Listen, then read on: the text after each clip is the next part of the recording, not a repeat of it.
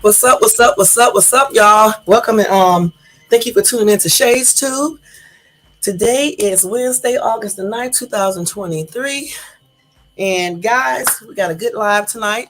Let me first say thank you to all my subbies that's been with me from day one, and welcome to all my new subbies. Thank you so much. I appreciate each and every one of you guys. Y'all don't forget to thumbs up this video and hit that bell notification so you can be notified of any upcoming video. And what else? Leave a comment if you watch this in the replay and everything. And make sure you thumbs up, y'all. Make sure you thumbs up. All right, let me go ahead and do the copyright disclaimer real quick because I know if I don't do it now, I'm going to forget. So copyright disclaimer under Section 107 of the Copyright Act of 1976. Allowance is made for fair use for purposes such as criticism, commenting, news reporting, teaching, scholarship, education, research, and etc. That entire copyright, y'all, is in my description area. And it will be in my comment area, and some of it is scrolling across that video like always. So what's up, y'all? What's going on? I went to the movies today. Y'all, I went to see Meg. That movie was absolutely great, and I laughed my ass off, y'all. Y'all just don't know. When the damn big ass shark was getting some people, it just be so damn funny how people react and stuff. And I was cracking up. I was laughing so damn hard. Tears was coming out my eyes, okay? And my daughters then was like, why are you laughing about the people getting killed? I was like, just their expressions had me laughing. You know what I'm saying? Like, in the water. What the hell would you get in the water? That's the first thing. If you know it's a damn, some prehistoric looking alligators are attacking you, why would you go to the water and get in the water? Okay? And then you see the big ass shark out there. You saw the shark. You saw a bunch of them. Why would you get in the water? And so, hell yeah, I was laughing because I'm like, that's stupid as shit. Hey, Brown, see how you doing?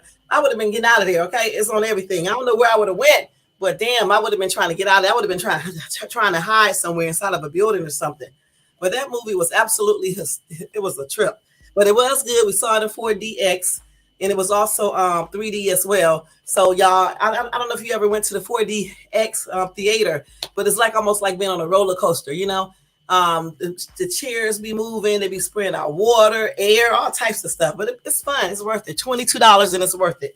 And this is my second time going because y'all know I did it on Haunted Mansion a couple of weeks ago. And when I saw the advertisement for Meg, I wanted to see that too. But it was a good ass movie, so I would suggest you guys go out there and catch it and see it. Because it was good as hell. And go see it in 4D if you can. Hold on for a second. Let me get my fingernail clipper real quick, y'all. But I don't know if you guys can hear me over here. But yeah, I had a good time. I didn't even go to work. But I said I may go out when I get through for hours or so. I may. I don't know for sure yet. And stuff. But yeah, I had a good time today. Had a good time watching that movie. And then they was talking about something about a pass you can buy for $22 a month, but that probably is not including 4DX. You can do that and you can go see, I guess you can see 5 or 6 movies per month. I don't know. But I may get that. I don't know for sure because all these little bills and stuff, I don't really go to the movies that much anyway. But when they do have out something good, I will go see it. I gotta take off these big ass earrings. Hold on, y'all. Damn, these earrings get on my nerves. If I do go back out, I'm not trying to look I'm still gonna look all right, but I'm not trying to look all cute. Gosh, shit. Wearing all this stuff all the time is a hot ass mess. All these earrings, the jewelry, the rings, that shit gets on your nerves so long. You know what I'm saying? At least it does with me. Shit, I be trying to go out. If I go out like in the evening time, I be like almost like I have on my pajamas and stuff. Because it's more comfortable. It's damn fingernails, man. I got like what's the name of my fingernail? But yeah, that movie was good as shit. So I would suggest that you guys go and see it, as well as Haunted Mansion, because they both are good, Meg and Haunted Mansion. And I'll give y'all a spoiler. I'm not gonna give you a spoiler. Just check out the little dog on the island. That's all I got to say. Check that out. It was good though. And what's his name? Jason Strahan or whatever his name is. He was Captain Save-A-Ho throughout the whole movie, and also the black dude. It was just good. Even the Japanese dudes. It was a good ass movie. It was a good ass cast. I really did enjoy it. I give that movie a thumbs up. I give it a 9 out of 10. Just it looked realistic. It didn't look all like, how usually they do digital movies and stuff. They be looking like, some of them look like crap. But this movie looked real. You know what I'm saying? The sharks, the prehistoric alligator creatures, the gigantic octopus, all that shit looked real. There was some good acting. The main characters definitely had some superb acting. The little girl was good. The whole entire cast did a good job. I'm gonna just have to clap for this movie too. It was a good movie. I'll give it a 9 out of 10. Haunted Mansion, I give it a 10 out of 10. Okay, so go check out those two movies, y'all. I should start doing movie reviews and go watch them and just come do them. Because I mean, damn, I can't believe how good these movies have been so far. You know what I'm saying? Two movies, and I scored with both of them. I picked some good movies. You know what I'm saying? But anyway, y'all. So don't forget the thumbs up. I got to say that 1,000 times to you guys. So you don't forget to do it. Or and to subscribe to the channel if you're not subscribed. Okay. So tonight, guys, we're going to talk about why do some people choose to put up with people who use this, who cheat, who deceive, and just no damn good. Okay. I don't understand that. But before we do that, let me see if we got any breaking news right here because I did not check a damn thing today. I thought I do have y'all. Let me show y'all this Cardi B video. Somebody did the TikTok. They was there at the place when it happened, and they put their actual footage on TikTok to, as you know, you can see everything clear. Unlike the other video I was showing you guys, but I have to turn it down because her music is playing in the background. I mean, you know, her music and she's ad-libbing to it. Okay, let me go ahead and show y'all real quick. Hold on. I'm gonna show y'all this. This is a damn trip. And then I'm gonna tell you a couple news stories. Then we're gonna go ahead and go into this topic. Okay, topic. Let me show you this first. Let me turn this daggone stuff down real quick a little bit. This is a little bit loud. Go back to the comments. Welcome to everybody in the chat. Okay, let's go ahead and do this. Let me show y'all. So let's see. Let me turn this thing down first though, because you know I be tripping. Okay, let's do it like this. Turn it on. I don't need no shit. Why is this on here? What? Oh, here it is. Look. I'm gonna do it again. I'm gonna let you see it again. Wait, I'm gonna see it again. She was right in the middle of her performing. No, let's see. Wait, we're gonna see now. She said, I'm sorry. She said, I'm sorry, the girl is. That's the girl who threw it, I guess. Let's see if we can see it one more time. So now we can see her. You can see the water. And the ice hit her in the face, like she said. And she said, I'm sorry, I'm sorry. Then Cardi threw that mic and hit somebody else, I guess. So yeah, that's the actual footage. From somebody was actually there recording this. So yeah. Yeah, the ice and everything hit her. So she didn't like that. I'm sure she didn't though. The girl didn't do it on purpose though. So there you go. There you have it. Okay. So I just wanted to show you guys that, yeah. So yeah, that's the girl who did it. She threw her cup of water over there to her on it when she said she was hot. I guess a sprinkle with some water. The security talking to her and stuff. Yeah, so they had the whole thing right there. But the girl was like, I'm sorry, I'm sorry. That's why I like it when people have actual footage because you see the real side of the story. Because they made it sound like somebody just randomly threw it, trying to be tripped out. But this girl was basically throwing it the cooler off, I guess, and then realized, probably forgot that the ice was in it or whatever the case is. And then she did say, I'm sorry, I'm sorry. That's exactly what she said. And Cardi B threw that mic, I guess, trying to hit her because she probably thought that the girl was doing it. Well, she probably didn't know who did it, actually. You know how people do, just start, just reacting when something hit them in the face or whatever the case is. So it was just an accident. That's it. That's all it was. But the girl who got hit or the person who got hit with the mic, that's the person who wanted charges filed and probably would try to sue if she can. You know what I'm saying? You know how they do. But anyway, let me go ahead and give you guys some breaking news. One in particular is that viral rapper Lil Tay has reportedly died along with her brother. And Lil Tay was 14 years old. I think she's a social media person. And this is her right here. And her brother also died too. 14 years old. Got all that money in her hand. Anyway, the circumstances around her death remain scarce. Okay, the social media star, real name Claire Hope, rose to prominence as a YouTuber rapper, and internet personality back in 2018 due to her explicit rap songs.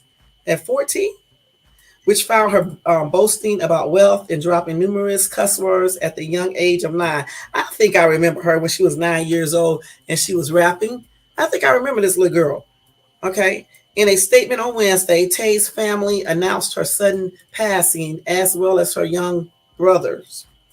It is with a heavy heart that we share the devastating news of our beloved Claire's sudden and tragic passing.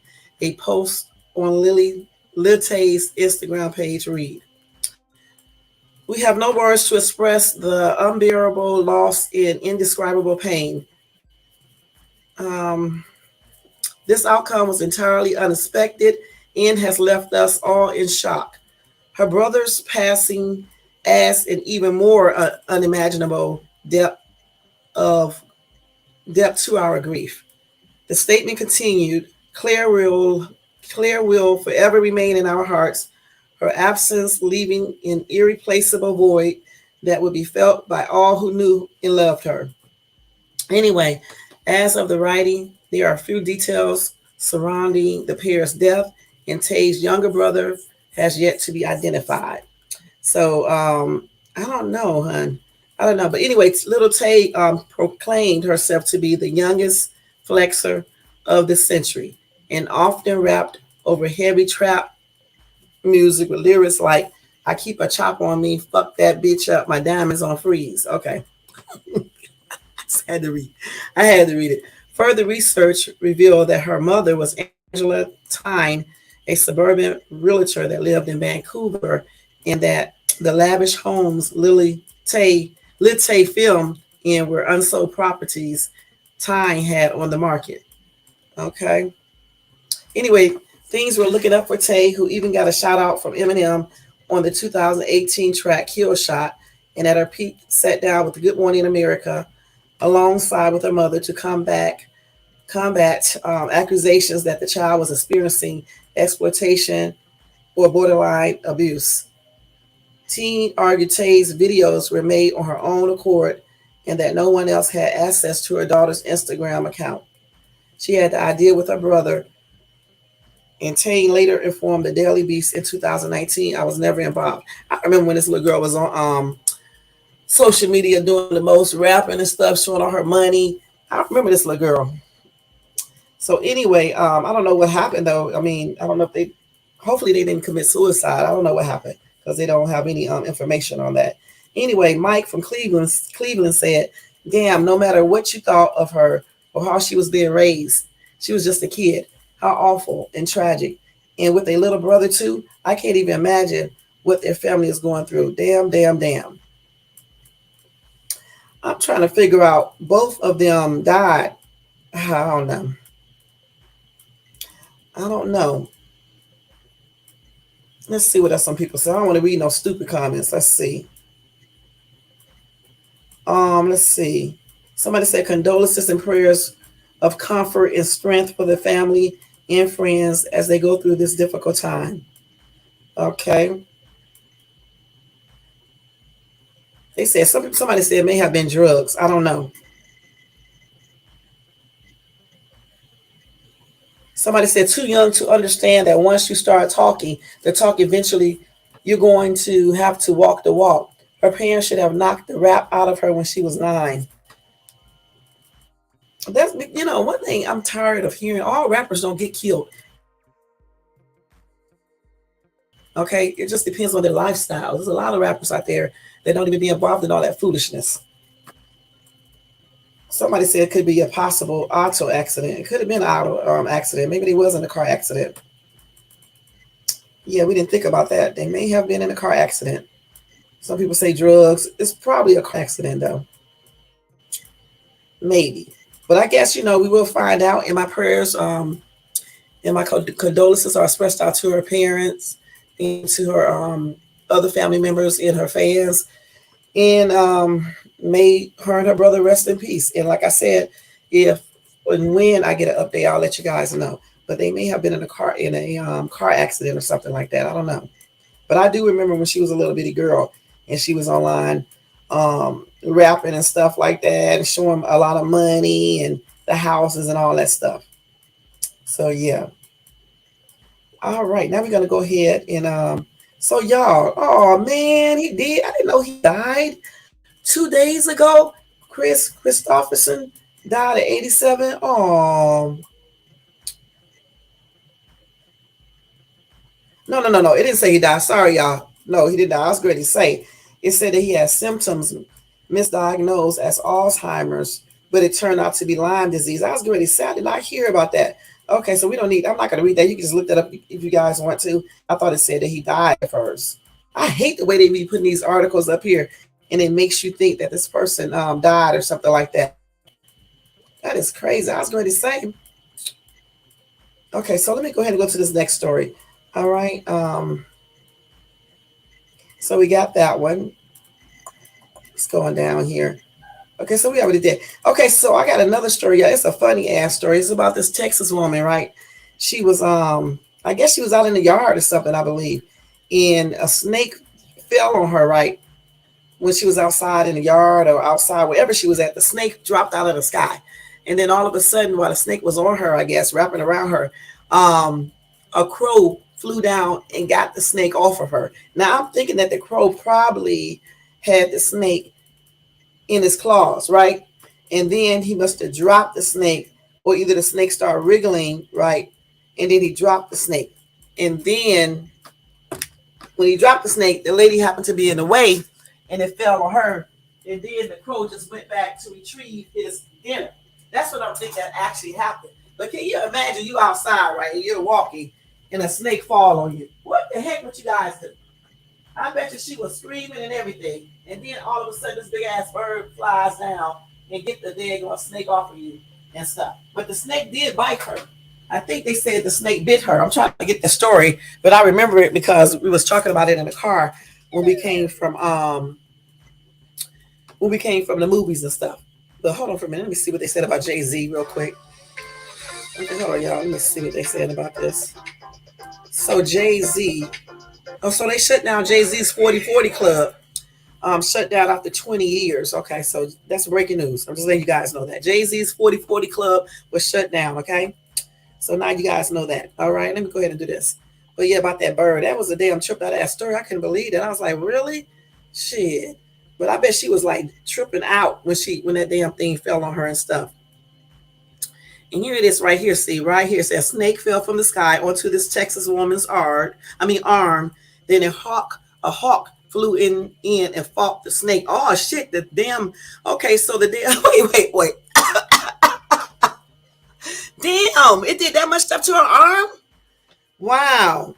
So she was doing yard work on her property in Silsbee, Texas last month when a snake fell out of the sky onto her arm. Then the snake wrapped itself around her. She said, I immediately screamed and started swinging my arm to shake the snake off.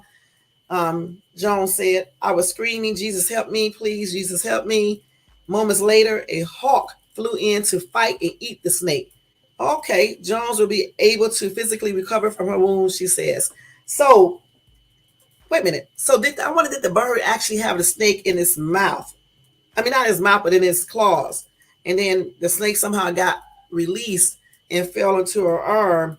And then I guess it bit her. And then the hawk came down to get the food and then started fighting with the snake. I'm wondering, let me see if I can find anything else on that because that's tripped out. I wish they had a video because that would have been great if somebody would have caught that on camera. But they probably didn't. Yeah, that's tripped out. Can you imagine though you outside doing the yard work and here you go something falling on your arm, you look down, it's a damn big ass snake. What would you do? Shit, I don't know what I'd do. I'd probably be just like she was doing, swinging it right off from my arm and stuff. So here's the KSAT talking about. Let me let y'all hear this and see the video as well. Okay, hold on for a minute. Let me do this. And then I got some exciting news about Grand Theft Auto for all you gamers. Okay, I got some news about that as well. So wait up. Hold up for a second. Let me show you this video. Let's see. Here we go. Wait a minute. Hold on, y'all. Okay, let me see. Hopefully they come up with this shit. I don't see the story. I may just have to tell you guys about it again. Exact thing. Oh no, here it is right here. Hold up. Let me see. Hopefully, come up. It's loading. It's loading. Taking a long time to load, but it's loading, y'all. But yeah, can you imagine you out there just chilling? Just say you out here chilling with your man or your woman, and then you just chilling. All of a sudden, a damn snake falls and lands on your arm. Here you go, right here. Hold on. Every day, and that Beaumont woman badly hurt after a snake fell from the sky out of nowhere, lashed itself onto her arm, and from there, it only got worse. Shortly after the snake fell, a hawk comes flying by, actually tries to rip the snake off, tearing up the woman's arm in the process. Eventually, that hawk was able to fly away with the snake, and while there was blood and snake venom everywhere, the woman's going to be okay. She gives a thumbs up. She says she feels very lucky to be alive. Damn. Keep up to date with all of San Antonio's top. So it actually turned out to be a little bit more intense than we thought it was. So the snake fell probably from the what you call that thing, the hawk claws, and then it fell onto her and it wrapped around her arm and all that stuff, right? And then the hawk came to try to retrieve it back, right? And the snake and the hawk, the hawk was with his claws. That's where her arm got damaged from. It went from no snake bite, from the hawk's claws and stuff, from the hawk claws. And then he finally got the damn snake and took off with it and ate it, I guess. Damn, poor snake. Poor snake. But that's what happened. She was on a tractor mower. She was on a tractor mowing her yard. That's what she was doing when the snake fell on her. Okay. And that was on August the 1st. Okay. Then the snake lashed itself onto her arm. Damn, so it did latch. When it latched, so it did use its little fangs or whatever that shit they got. And then she said a hawk flew in and tried to rip it off. So the hawk was trying to rip the snake off her arm. I would have knocked the shit out that damn hawk. Okay. And then he probably was using his claws and shit. And it said the snake was squeezing so hard and I was waving my arms in the air. So the snake was squeezing her on her arm very hard. Damn, this must have been a big snake. And then this hawk was swooping down, clawing at my arm over and over, Jones said. I just kept saying, help me, Jesus, help me, Jesus. So I can imagine what that looked like. So the hawk flew down, was trying to get the snake away from that lady's arm. And it was just, clawing and everything.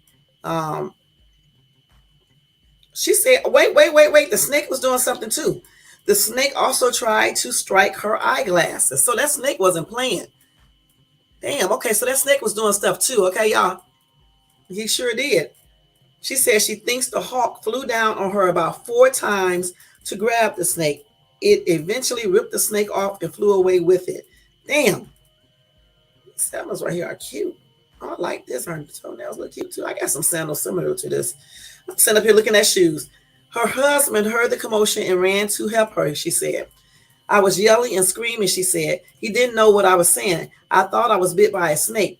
Her husband took her to the hospital where she was treated for cuts. She also had bruising from the snake squeezing her arm. So the snake did not bite her. It was the hawk with them claws. While there was blood and snake venom everywhere, the woman is going to be okay. I don't know. Maybe the snake did bite her, or either the venom came out because he was trying to defend himself from the hawk. She says she felt like the luckiest person to be alive and to have survived this. Anyway, KPRC reported that this is Jones' second dangerous situation with a snake. She was bitten by a venomous snake in recent years. The type of snake that landed on the woman is unknown. The Texas Park and Wildlife Department says there are 4 types of venomous snakes in Texas: coral snakes, copperheads, cottonmouths, and rattlesnakes. So that snake must have been pretty big, though. I wish somebody would have got a picture of this, a picture. That's crazy. Somebody said, do we have venomous constricting snakes now? Something isn't right about this story. Somebody said any snake, regardless of its size, will constrict. Okay. But I wish they would have got that on camera. That would have been good, a good video to put up. But I'm glad she's okay, and my prayers are still extended out to her. I'm just glad she's okay and stuff. And that hawk got him a good meal. Shit. And that snake probably would have bit her if it was venomous. I don't know. Anyway, try to strike her in her face. So that's a damn trip. Anyway, y'all, a man convicted of child sex assault was beaten by fellow inmates. Okay. Let's see. After revealing his charges with his dumb ass. Okay. Anyway, this is another Texas story. A man sentenced more than a decade ago to 99 years in prison for sexually assaulting a child is recovering at a hospital after fellow inmates at the Bexar County Jail assaulted him. Police officials confirmed Friday. Renardo Garcia told jail staff Tuesday that he had been beaten after revealing his criminal charges to other inmates in his unit. BCSO officials said late Friday. Let's see. Garcia, who was convicted in Bexar County of aggravated sexual assault of a child in December 2011, was recently transferred to the jail from a Texas Department of Criminal Justice facility for a post-conviction writ hearing, court officials confirmed. This type of writ is typically filed after a defendant has exhausted all of his or hear appeals in a criminal case and allows a person to introduce evidence not presented at a trial. Okay. Garcia is eligible for parole in December 2041. He got a long time. Woo! TDCJ record show. His defense attorney did not return a call from KSAT seeking comments on the hearing or the assault. Garcia is recovering at a hospital and is expected to be released soon, BCSO officials said. Anyway, they are conducting an investigation into the assault and charges may be forthcoming for the inmates who assaulted Garcia. Officials confirmed. All right, so there you go. No comment. Can't be going around sexually assaulting kids and stuff and then thinking you can go to prison and nobody's going to do anything. I don't even know why he told anybody. That's stupid. That's real dumb. You know what I'm saying? Don't say shit. Don't say nothing. Anyway, they said Beyonce's tour is already reaching $500 million. Okay, that I guess that she's making. Let's see what they're saying. Yeah, $500 million plus. Okay, so that's a lot of money, y'all. Damn, that's a lot of money, y'all. Can you imagine making that much money? $500 million from touring. Okay, that's good. That is good, Beyonce. Excuse me, y'all. So yeah, that's crazy. And then let me see. Hold on, y'all. Hold on. I forgot what I did with this other damn article. But yeah, that's crazy with that damn snake story. I still can't believe that. But you know, I sometimes I be walking. I always be thinking that birds may use the bathroom on me or something like that, but never like drop an animal or anything. But I do know one thing: I'm never parking next to trees at nighttime because the other night we parked not next to a tree, but somebody else was, and there was a big ass spider web attached from the tree to the person's car. I mean, it was huge, and that damn spider was poisonous, and it was huge. And if you're not looking, you can easily run right into it and get your ass bit. And so I'm never parking by trees again at nighttime. So anyway, y'all, a father of 7 was killed by a hit and run driver after running out of gas on 215 freeway in Riverside. Okay, that's sad. Riverside, California, that is.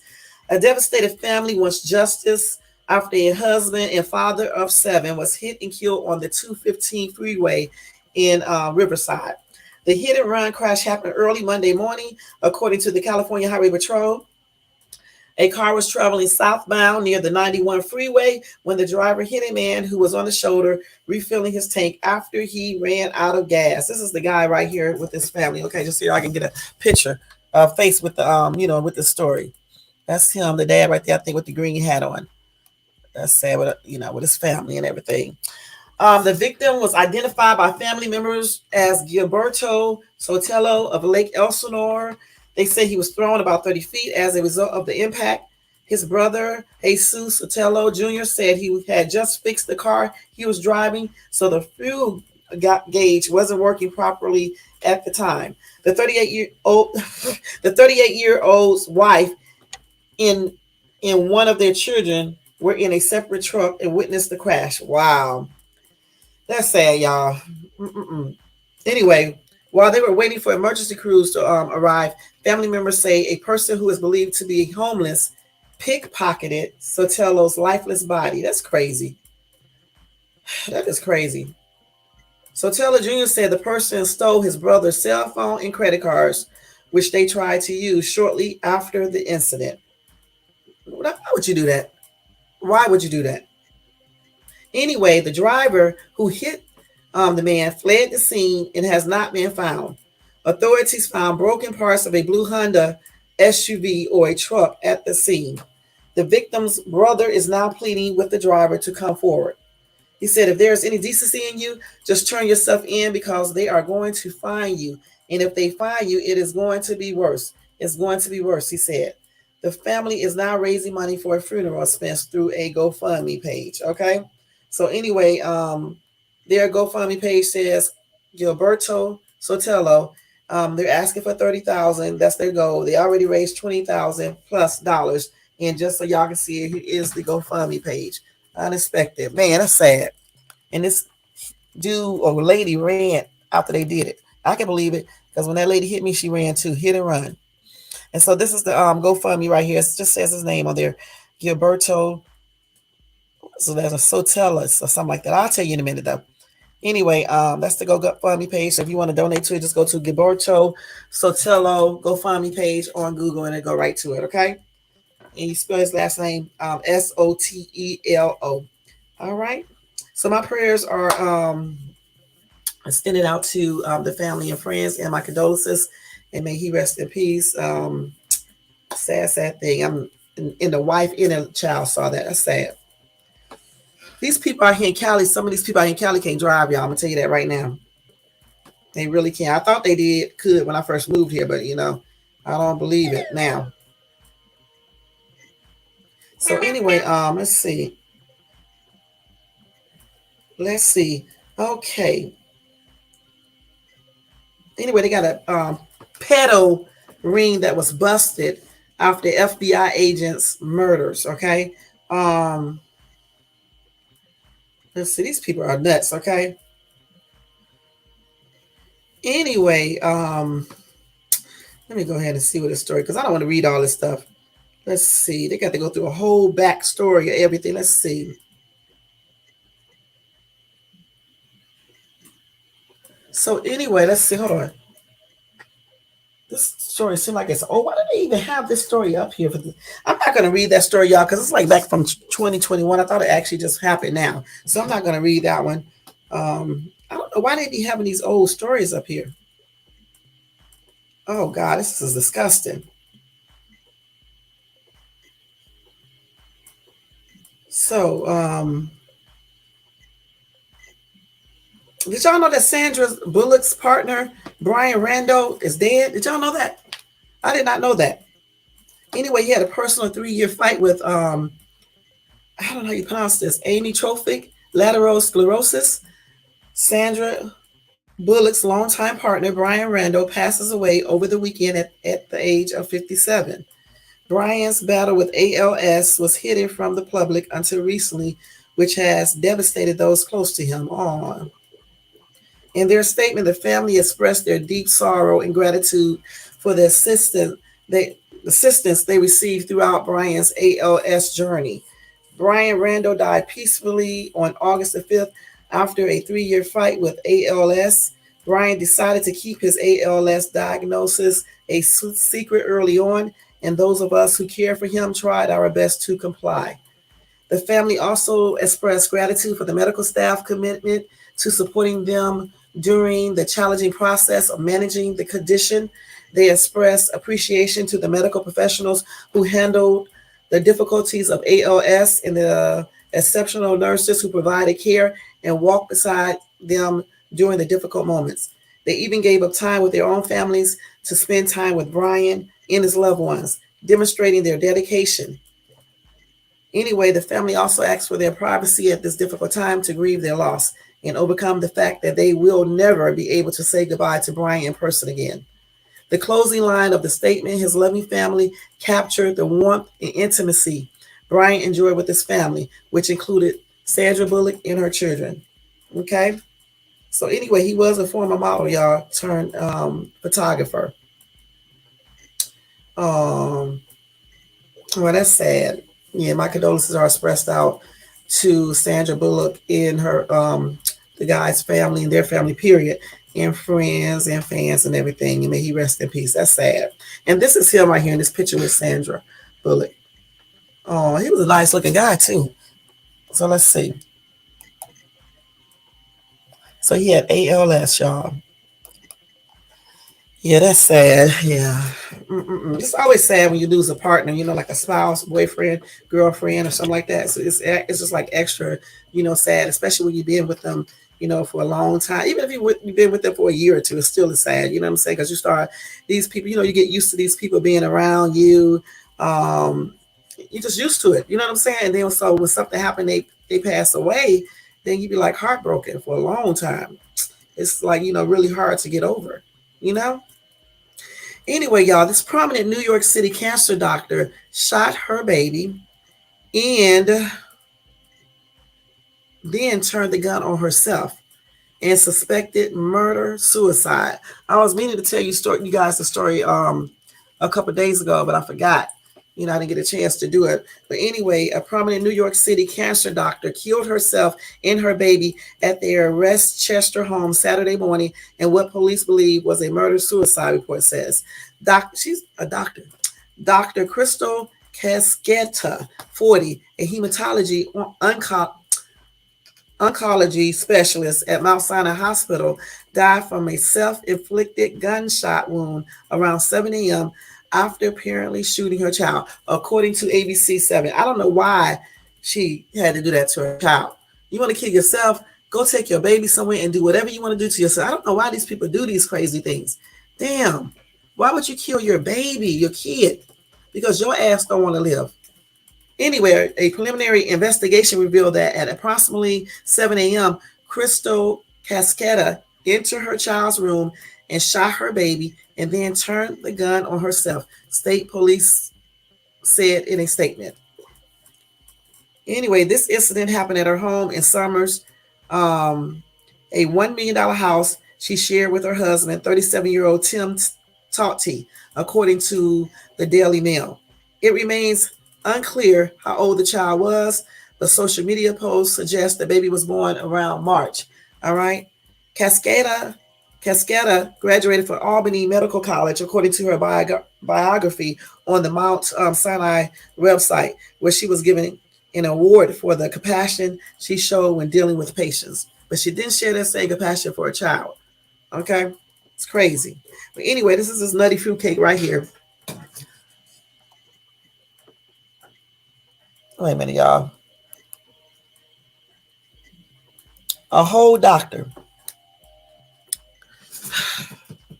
Anyway, the hospital declined to comment when contacted by the Post.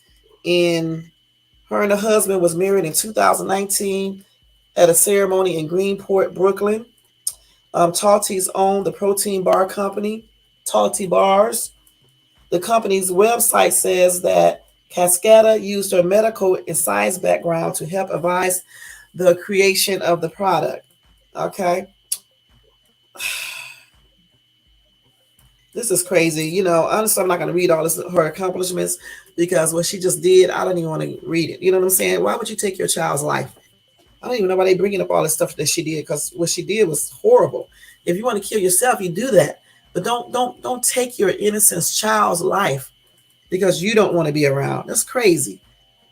Anyway, somebody said it sounds like possibly postpartum depression or postpartum psychosis. Very sad. I feel for the survivors that have to endure the loss of their loved ones. Truly heartbreaking.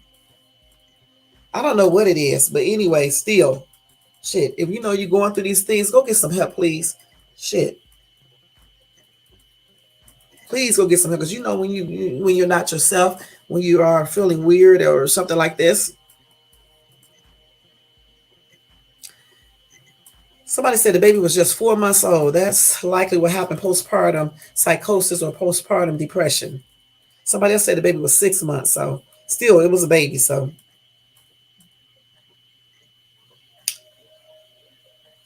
somebody said, I think she either had bad postpartum depression or the husband cheated and it was too much for her to handle. I wish she could could have found a better way to deal with whatever was happening. Very sad. I don't know what happened, but all I do know is that let's stop blaming everything else. Okay, you even when you have postpartum depression, you know that you are going through this. You having these weird thoughts and things like that. You should be talking to your doctors and nurses and things like that. She was a doctor herself. She should have been talking to somebody about this. You know what I'm saying? Damn. Just how can you do that? Damn. But anyway, my prayers and sympathy are expressed out to their family members and things. And that's sad, y'all. Mm-mm-mm. And maybe the baby rest in peace, y'all. That's just sad. I know the father is devastated. Dang. Somebody said, I bet it was the husband's fault. Either he did it or it was his fault. Crazy or depression or not, there is always a trigger. Again, it doesn't matter. Okay, like I said, if it was depression, when you are depressed, you need to talk to someone, especially when you start thinking about committing suicide or killing one of your kids. Don't wait till you actually do it. That's crazy. But anyway, let me go ahead and give y'all some good news. Anyway, for the gamers out there, you got some good news. Grand Theft Auto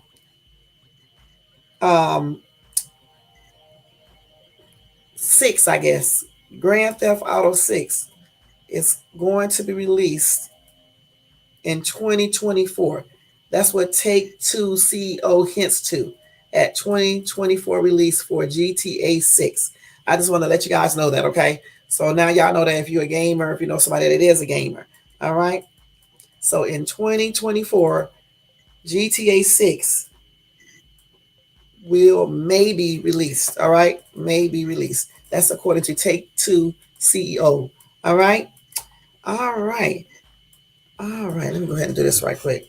So we're going to get ready. Let me make sure I got all the news stories. Let me see something. But we are getting ready to talk about our topic in 1 minute, guys. Hold on for a second. Hold on. Let me go ahead and do this. I think I got all the news stories. Let me make sure real quick. Let's make sure. But that's sad about that little baby. Man, I don't know. These people are crazy.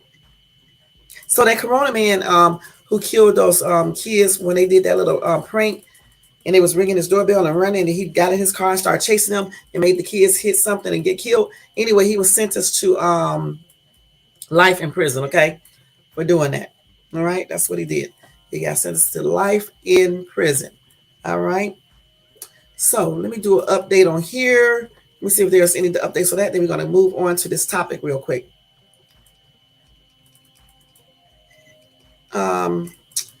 Yeah, this world is like, just like getting worse and worse, y'all. Just a lot of stuff be happening. Just a lot of stuff. So I don't see anything updated on that. I'm just checking it real quick to scan through it. The same information already, so I don't see anything really different other than I guess the other guy probably turned himself out in by now. They do have something 5 hours, but let me see what they're saying right here. Let's see. It's basically the same thing. Same thing. So yeah. So, but if I do get any updates, I'll let you guys know. It's the same old thing. They still talk about the same old thing. I guess the other dude must have turned himself in and things like that. So that's good on that end. And any updates on Carly Russell? Let's see. Did we have anything on her anymore? Let's see. Because I didn't forget about her lying ass, and that's on everything. So, okay. Nothing new on hers besides what you already see on social media. That, nothing more. I mean, they did say Jamel Hill spots racism in reaction to Carly Russell's kidnapping hoax. They did say that. We already know she's facing misdemeanor charges, so I don't think there's not too much more updated information. Somebody said overzealous legal backlash over the Carly Russell kidnapping hoax came only because a black woman was at the center of it.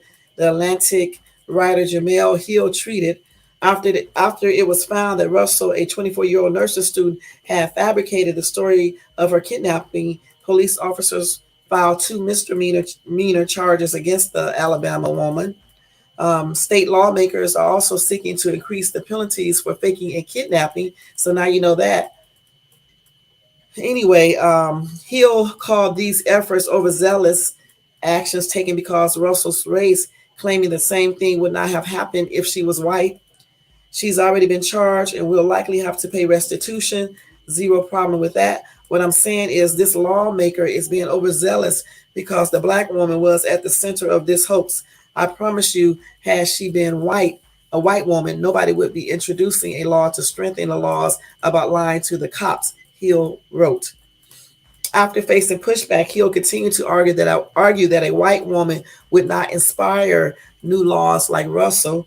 She said, okay, I play along. Where is the Susan Smith law in North Carolina? Where are the laws that strengthen lying to police when we have seen white women continually lie when they call the police on black people for just existing in the spaces they don't want us in?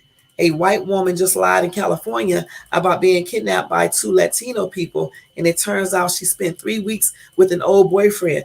Where's the new law for her? Okay, Susan Smith killed her two sons in 1994 while claiming a black man had kidnapped them in a carjacking. She is currently serving a life sentence with the possibility of parole in 2024. The California example likely refers to the recent jury conviction of Kathleen Sorensen, who made a false report blaming a Latino couple for trying to kidnap her children in 2020. In a 2023, a judge gave Sorensen a 90-day prison sentence. Russell currently faces charges for false reporting to law enforcement and false reporting of an incident, both of which carry a maximum punishment of 1 year in jail. She was released from jail after posting $1,000 bail for each of her charges. When it was pointed out that one of the Alabama legislators in favor of increasing penalties for falsifying kidnappings is a black woman, Hill reiterated her argument that minorities often carry the water for white supremacy. So there you go. She said, I don't know why some people don't understand that marginalized people often carry the water for white supremacy. More than half of white women voted for Donald Trump, despite the fact he told them he was taking away their reproductive rights. There are black police officers who revel in the same anti-black actions as others. This ain't hard, Hill wrote.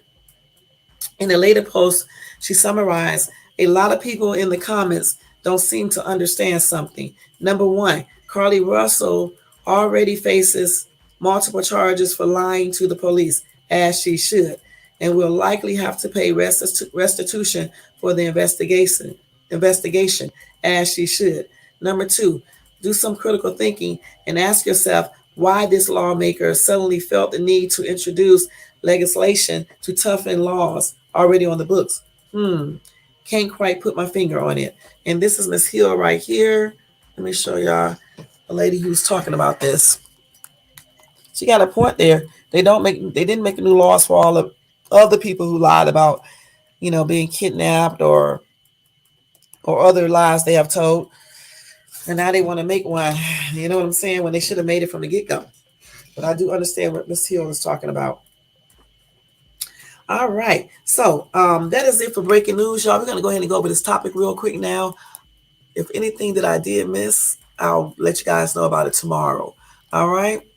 So anyway, our topic is, I always forget to put this up here, is about why do some people choose to put up with people who uses, cheat, deceives, and just no damn good.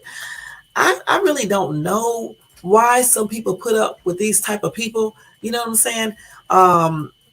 Especially women, I can kind of make some guesses. I know sometimes women choose to stay with men, who beat them, who cheat, who do the most because of the money situation. Maybe he's the breadwinner. He makes all of the money. Maybe she doesn't have a job or her job by itself won't take care of everything. You know what I'm saying? So sometimes women are forced to stay in relationship with dudes that are no good.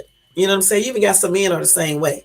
They be women that maybe have more than them. But you really don't see that much with a man like you do with the women. That's why I like to really focus on women, because you do see some, but a majority, if it affects women when we talk about stuff like this. But I'm thinking that one of the primary reasons is because of the money, because I can't honestly understand what else it could be. I mean, yeah, some people do be in love with people and things like that. But even when you're in love, I just find it very hard that a person will be just putting up with a person who cheats all the time, who lies all the time, who just does the most. You know what I'm saying? There is not that much love. And if you are putting up with someone like this because you are so madly in love with them, you have to look and reevaluate yourself. Okay? Because clearly, if a man is doing all of these things to you, he could not love you. He could not love you. So why do you love this man so much? Because if he's cheating, he's being deceitful, he's maybe abusing you, using you, of course. How can you say you love him so much that you can't leave him? Clearly, you must love him more than you love yourself. Because if you loved yourself, I'm sure you wouldn't be putting up with all this stuff. How can people be in these type of relationships anyway, and then they don't be like really happy? You're always sad. You always checking. If he comes home late, you got to go check to see, does it look like he's been out fooling around? You worry while he's out. You pacing the floor. You stand up all damn night. You checking stuff. Who wants to be bothered with this? Who wants to be bothered with this type of stuff?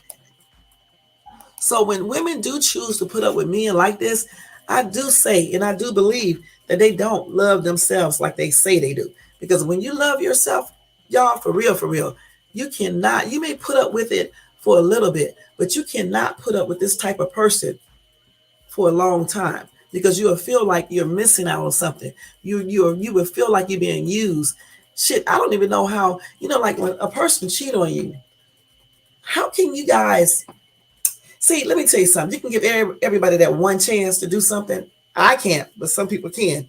Okay, so you give him one chance, and if he does not cheat again, then you're cool. But say if he does cheat again, how in the heck can you sit there and live with yourself? This dude is coming home, kissing on you, swapping the DNA he got from this chick or whomever he was hooking up with, and then come home and kissing on you. How can y'all live with that? If I was being cheated on and I was with a dude, all I would be thinking about is everything he was doing with this chick. I know there is no way I would be able to continue on with our marriage or relationship or whatever the case is. I just wouldn't if I found out, because all I'm thinking about is whatever. I'm just thinking about everything he probably was doing with this chick. He might not have used any protection. Even if he did, you can still pass herpes on to a person and other venereal diseases. Okay, so I just cannot, even deal with the person that does this, because to me, it's a lack of respect. Is very well disrespectful. Okay, and they cannot love you. Like I said, I give everybody that one chance, to mess up. I don't, but I'm just saying. But a person who repeats this shit over and over again, and y'all still stay with these type of people, you got to reevaluate yourself and look at yourself in the mirror, because you got to ask yourself, why are you accepting somebody like this? Why? Especially when you know life should be lived happily. Okay, when you choose partners, whether you are married to them or you're dating, you choose partners that should make you happy, not somebody that is going to keep you mad and sad all the time, or guessing or wondering what they're doing, wondering if they're lying to you, wondering if they're doing what they say they are doing. Who wants to worry about this? I got girlfriends. Well, I had girlfriends back in the day, knew their boyfriends was cheating. They would be calling me up on the phone talking about it, wondering where he's at and stuff, bugging me every damn day just about their boyfriends. And I'm like, girl, this dude is a cheater. Why are you still with him? I got children. I got a baby with him. So what? He can't even respect the baby. Because if he respected his child, he would not be cheating on the child's mom. He just would not be doing that. And then some women try to make it seem like it's okay, it's normal for a guy to cheat. Why do you guys do this? It's not normal for a guy to cheat. All right? It's not okay. That's why y'all ask to be walking around going to these doctors trying to see what venereal disease you may have and things like that, because you accept that stupid ass stuff that people tell you out in this society. It's not okay for a man to cheat, just like it's not okay for a woman to cheat. Ain't no double standard here. If you don't want a woman to cheat, then you men need to stop cheating. How do y'all figure it's okay for y'all ass to be whores, but yet if a woman be a whore, you want to go cry about it? How's that good? I don't think nobody wants a whore, okay? I mean, some men probably do, just like some women may, but I know for the most part, a lot of people do not want whores, all right? Whether it's a man whore or a woman whore. You want somebody that you can trust, all right? Somebody you can believe what they say. Someone, you know, who has your back. Someone you can trust to not give you any type of VD or any damn thing else. You know what I'm saying? That's what you want. Someone who can stay faithful. This is why so many people be so unhappy. This is why so many people do contemplate suicide or do other type of crimes, you know, when they find their loved ones cheating on them. Because from the start, once you find out that they are cheaters, honestly, you should just be letting these people go. And that's on everything. Who in the heck wants to be unhappy? And then y'all get on social media bragging about this shit and arguing with these women. Let me tell you something. I'm never fighting over no man. Okay? Because why should I? Okay? Because he already made his choice. If he's cheating, he made his choice that he wanted to be with this other person. So why would I be fighting over some fucking no good ass dude? I'm not going to do it. I don't even care if he's rich. I'm still not going to do it. Because one thing I don't like about women is that they act like they can't catch another man that has money, that can and will know how to treat you. Just like you found that other one, you can find another one. He can be rich or doing good too, but yet he can have better qualities, like he may be faithful. Okay, that's the first thing. So I don't understand why people, oh, he got money, oh, he good in bed, he's this, and you still stay with these people like he is the only man on this earth that has money or that can have sex good. You got men out here who have money, got their careers together, that are doing good, and they are faithful, they are respectful, they know how to treat a woman. So I don't know why people accept losers and then get up on social media and brag about these Negroes and fight other women over them and all types of weird shit. Y'all, I have never fought over a man.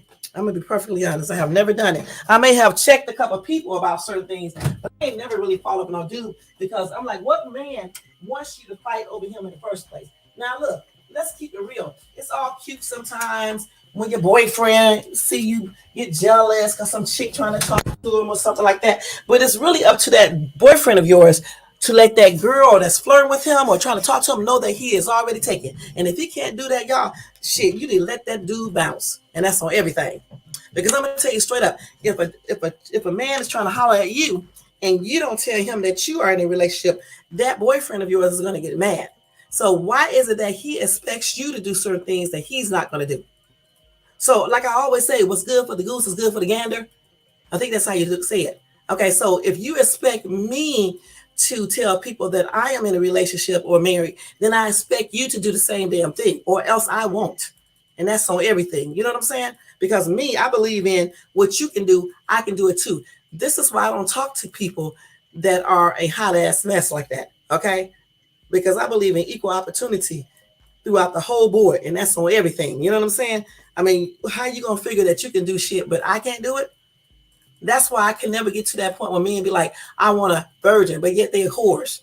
If I'm a virgin, he may not be a virgin, but I don't want him to be no whore, okay? He can't be having a bunch of women. I have always been like that. I don't want a dude that is a whore, and I'm not one.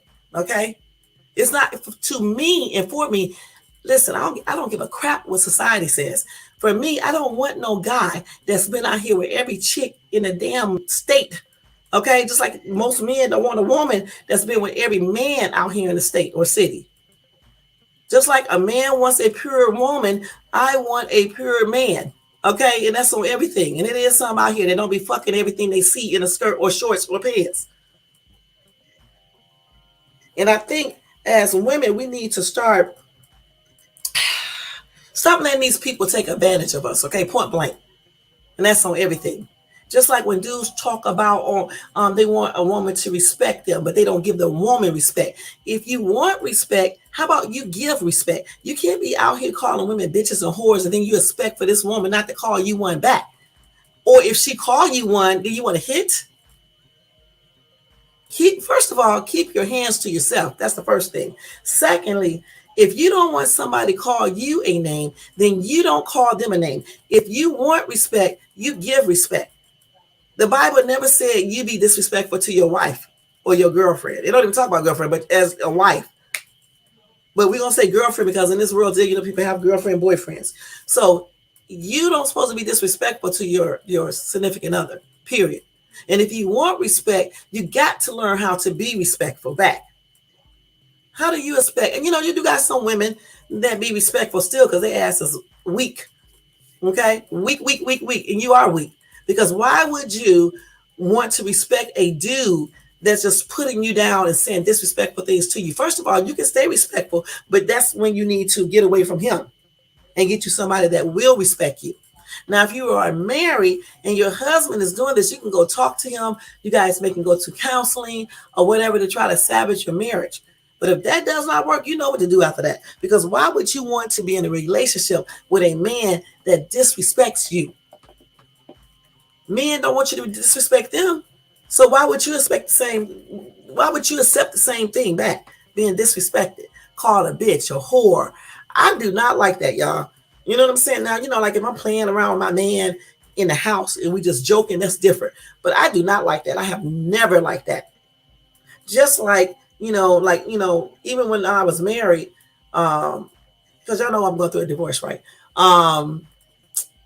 Me and my ex never said to each other, my old lady or my old man or my bitch or that's my nigga at home. I never said no stuff like that.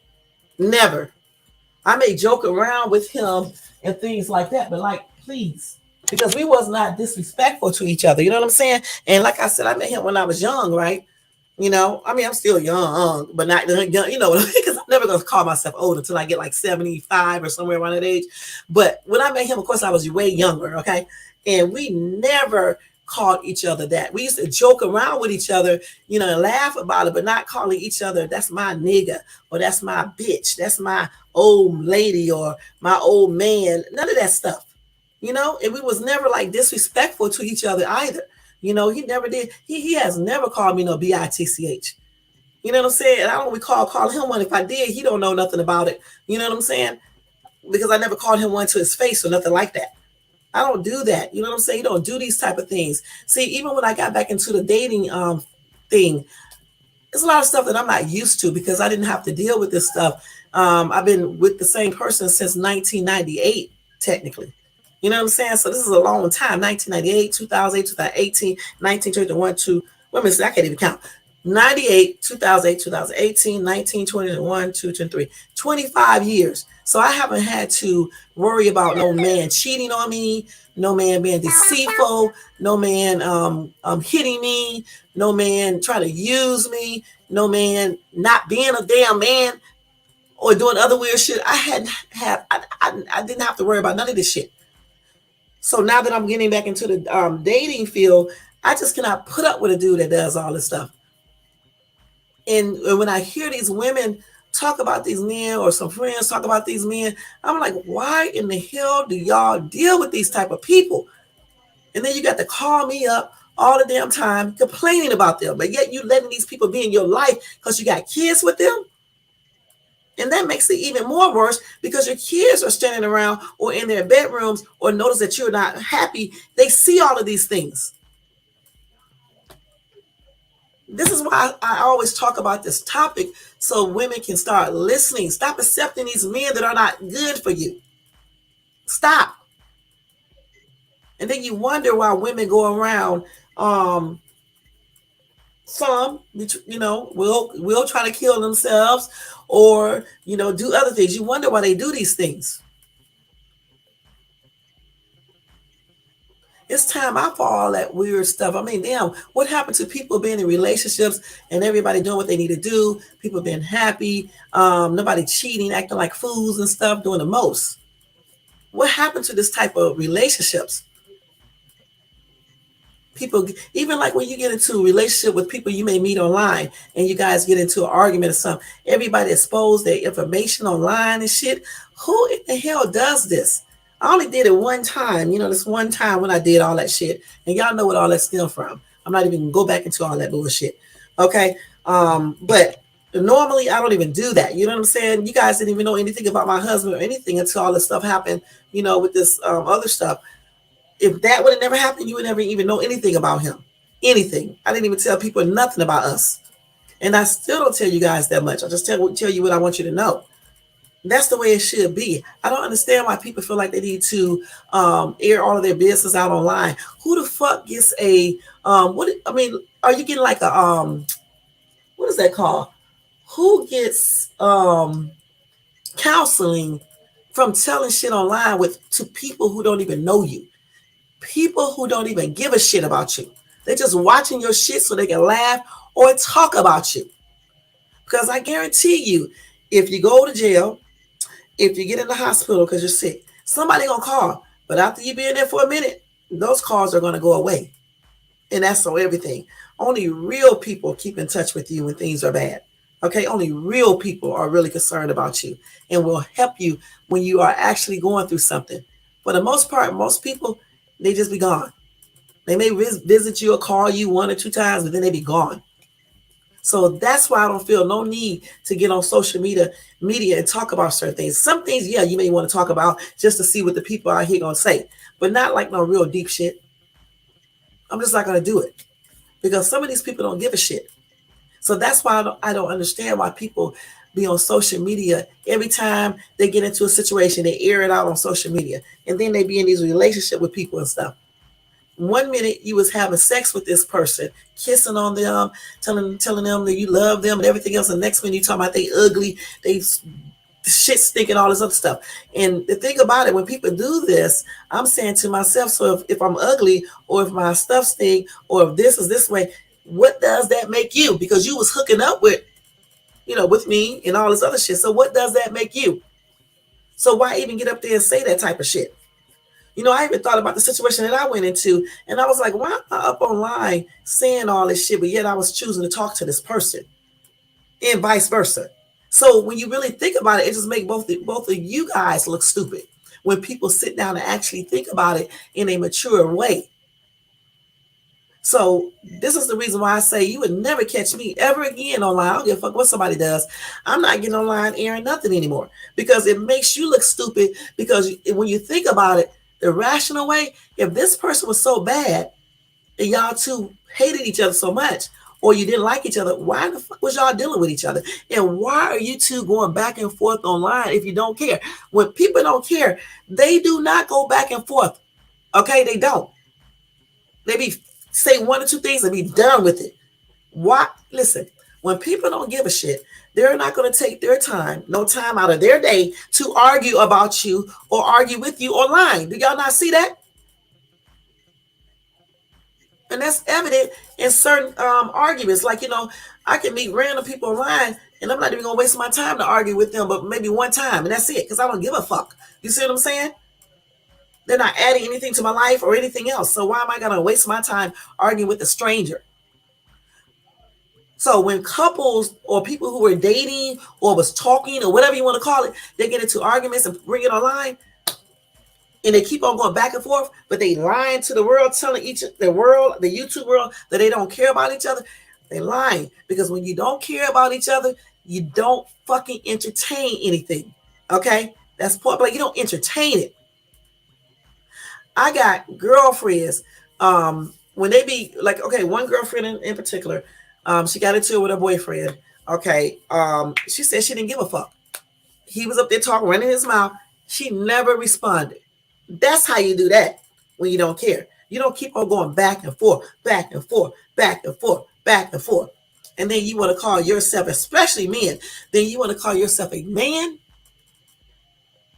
First of all, I don't know too many men who do that. For real, I just don't. I mean, he may do it 1 or 2 times, but he's not going to continuously do it, okay? Point blank. And to keep it honest with you, I don't really know. You know, you do got some women that will go back and forth, but for the most part, a lot of mature women that's got a lot of things going on, they're not going to keep on going back and forth. Let's keep it real. Now, granted, sometimes we let shit overcome and overtake us, and we do stupid shit. Because I did it. Go back and forth, back and forth. But, you know, obviously I must have cared because I wouldn't have went back and forth, okay? Let's just say that. Because when I don't give a fuck, I'm not going to go back and forth. See what I'm saying? I'm just not going to go back and forth. But the thing is, we need to keep our private shit off of the line. That's on everything. Because a lot of these people don't know you. They don't give 2 shits about you. They're just looking for entertainment. And if you don't believe me, get into a situation and see how many will be there to help you.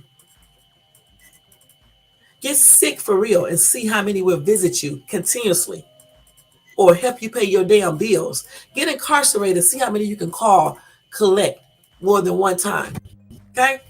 Those are what you call true friends that will be there when you need them. Okay? That's what true friends do. Just like Lena. That's right on, thanks. That's what true friends do. And for heaven's sake, when you meet a man or even a woman and they call themselves being your partner, under no circumstances should they be discussing y'all relationship online, period. Even if you do break up. People talking about each other, but y'all was fucking each other. Y'all was kissing each other. Y'all were talking love talk to each other. Y'all was sharing pictures, whatever else you people do. You was doing all these things. But now, since you're in an argument, you don't like each other, now all of a sudden this person ugly, they stink, they're not attractive, and all this other bullshit.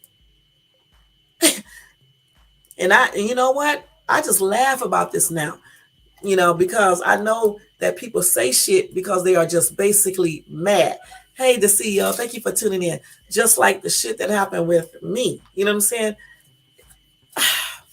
Like I said, don't air your stuff online. Keep your personal stuff personal, okay? Even if you break up with somebody and you make them online, keep that stuff to yourself. Because again, nobody cares about what you went through. They just want entertainment. That's the only reason they watch you.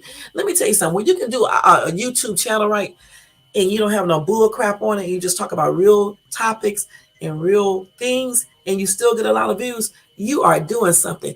Any damn body can do a YouTube channel, right, and talk about people and create confusion and get a lot of views. That ain't nothing big. Okay, that's nothing big. That's why some of these YouTubers don't get no daggone sponsors or anything else. Because a sponsor is not going to sponsor you if all you are doing is running your mouth, saying weird stuff online and cussing like a sailor and acting crazy. They don't want you behind their product. See, my whole purpose to be on YouTube is not like some people's purpose, okay? I'm actually trying to do a legit channel, okay? I've been on here since 2015, okay? So I'm trying to do a legit channel. I don't want to be on here beefing with people, acting a fool and doing things like that, because eventually once I do get monetized or whatever the case is, hopefully a real sponsor will come to my channel and want me to advertise one of their products.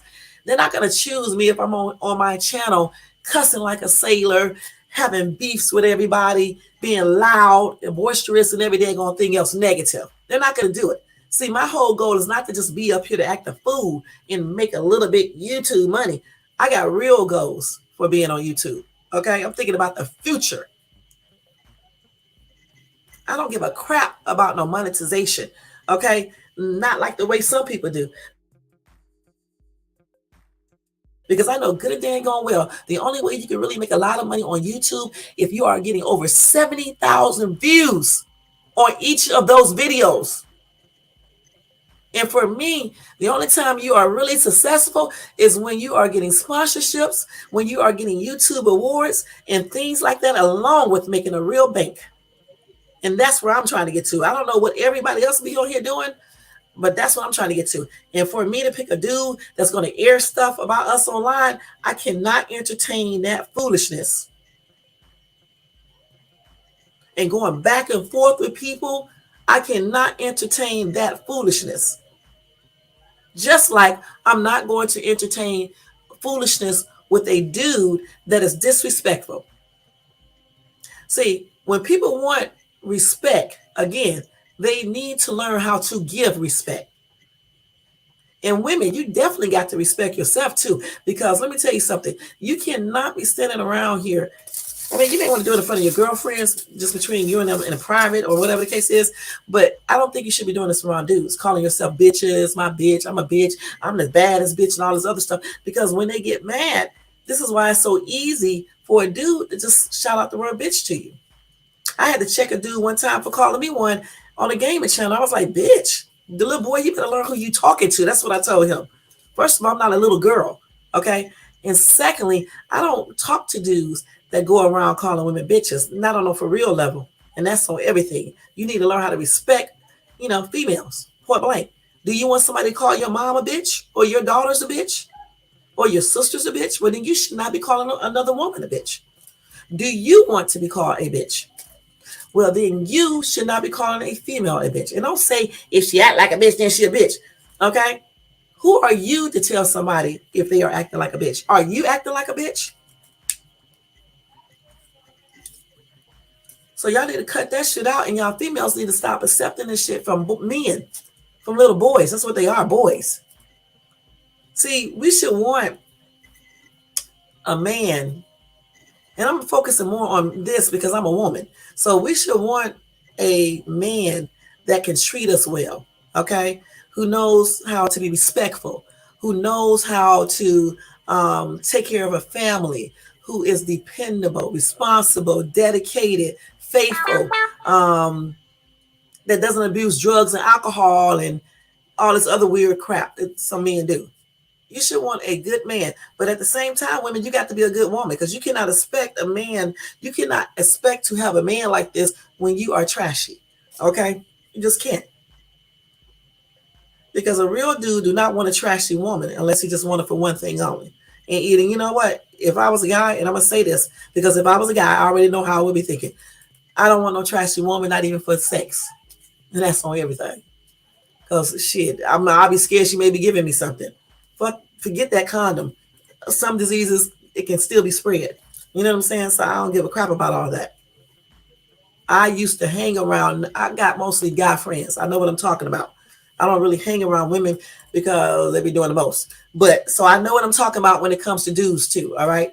Plus I have a son, 2 sons. I know what I'm talking about. When y'all say, well, you ain't a man, you don't know. That's a daggone lie. I do know. Because dudes be telling me stuff.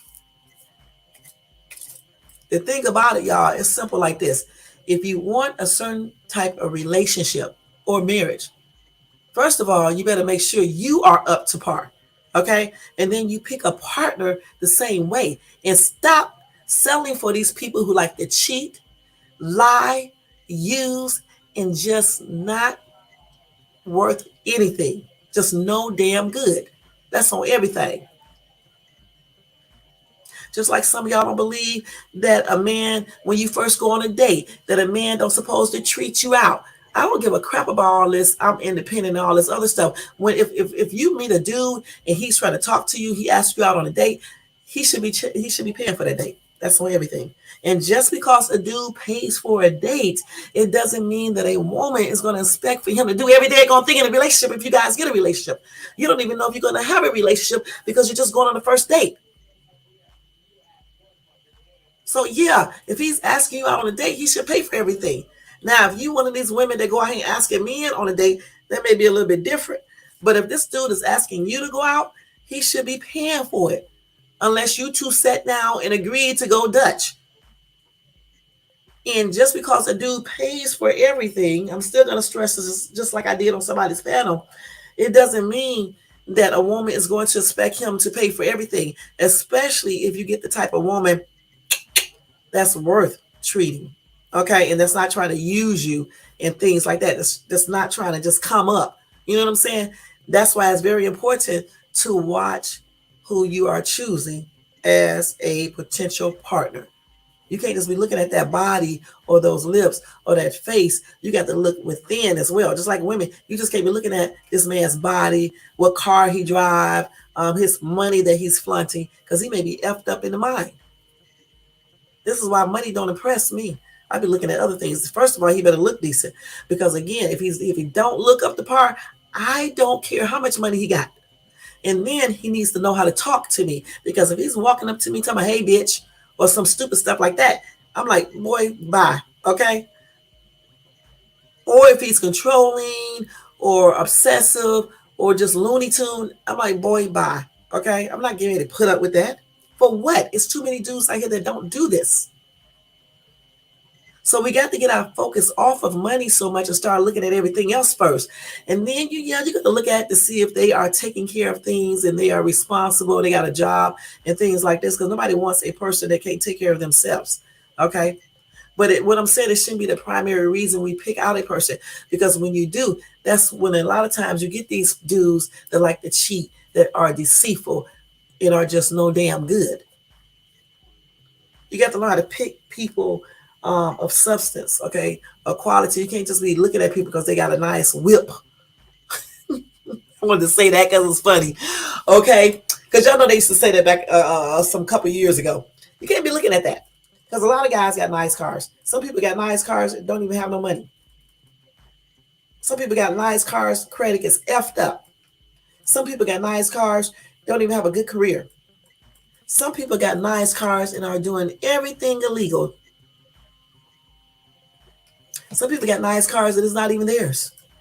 So that's why you can't be looking at what they drive in, what type of clothing they got on. Let's keep it real. What person, especially black people, okay, brown people, whatever you want to call us, we like to dress. So we cannot be really looking at the clothing anymore, because, you got people be out here working at McDonald's dressing in Gucci and stuff. Let's keep it real. When I was on with Daryl Drive, it was like, I don't know, it was last year sometime, I think. The dude was Gucci down. I'm not gonna lie, y'all. I am very bold, okay, and open. I walked right up to him and I was like, "I like all your stuff you got on. It's cute. You got your Gucci, everything on. I mean, everything is Gucci." I was like, "I know all of that costs a lot." The dude told me exactly how much it was. Okay. And I was like, "Damn, boy." I was like, I didn't call him boy, but I was saying that to myself. And I was like, "Dang." I was like, "Okay, so basically, what the hell do you work at? How you buy all this Gucci stuff?" I mean, he had everything on Gucci, from the shirt to the pants to the belt to the little thing he was carrying to his watch, damn, his earring. Every day gonna think it was Gucci. And I was like, I know this dude got to have a good career, or either just got some money or something. You know what I'm saying? But he probably did, because he was over there. I don't know for sure, but I'm just saying, just because you see people dress like this, it doesn't necessarily mean they have a lot of money. People do many different things to get stuff. Some people do legal stuff, and some people do illegal things to get all these type of things. And this is the reason why I don't look at what people got on and determine if I want to talk to them. Okay, when I meet a guy, I actually look at the way they talk to me and how they respond and things like that. Okay, and when we talk on the phone, how they are acting. And when we go on a date, I'm looking at all of that. I don't give a shit what kind of car you drive. Shit. Okay. Is it paid for? Shit. If I want to be like into your car, is it paid for? Because if you're paying a car note, I don't give a damn about all that. Okay. I just don't. Even like when I met Oscar Snow.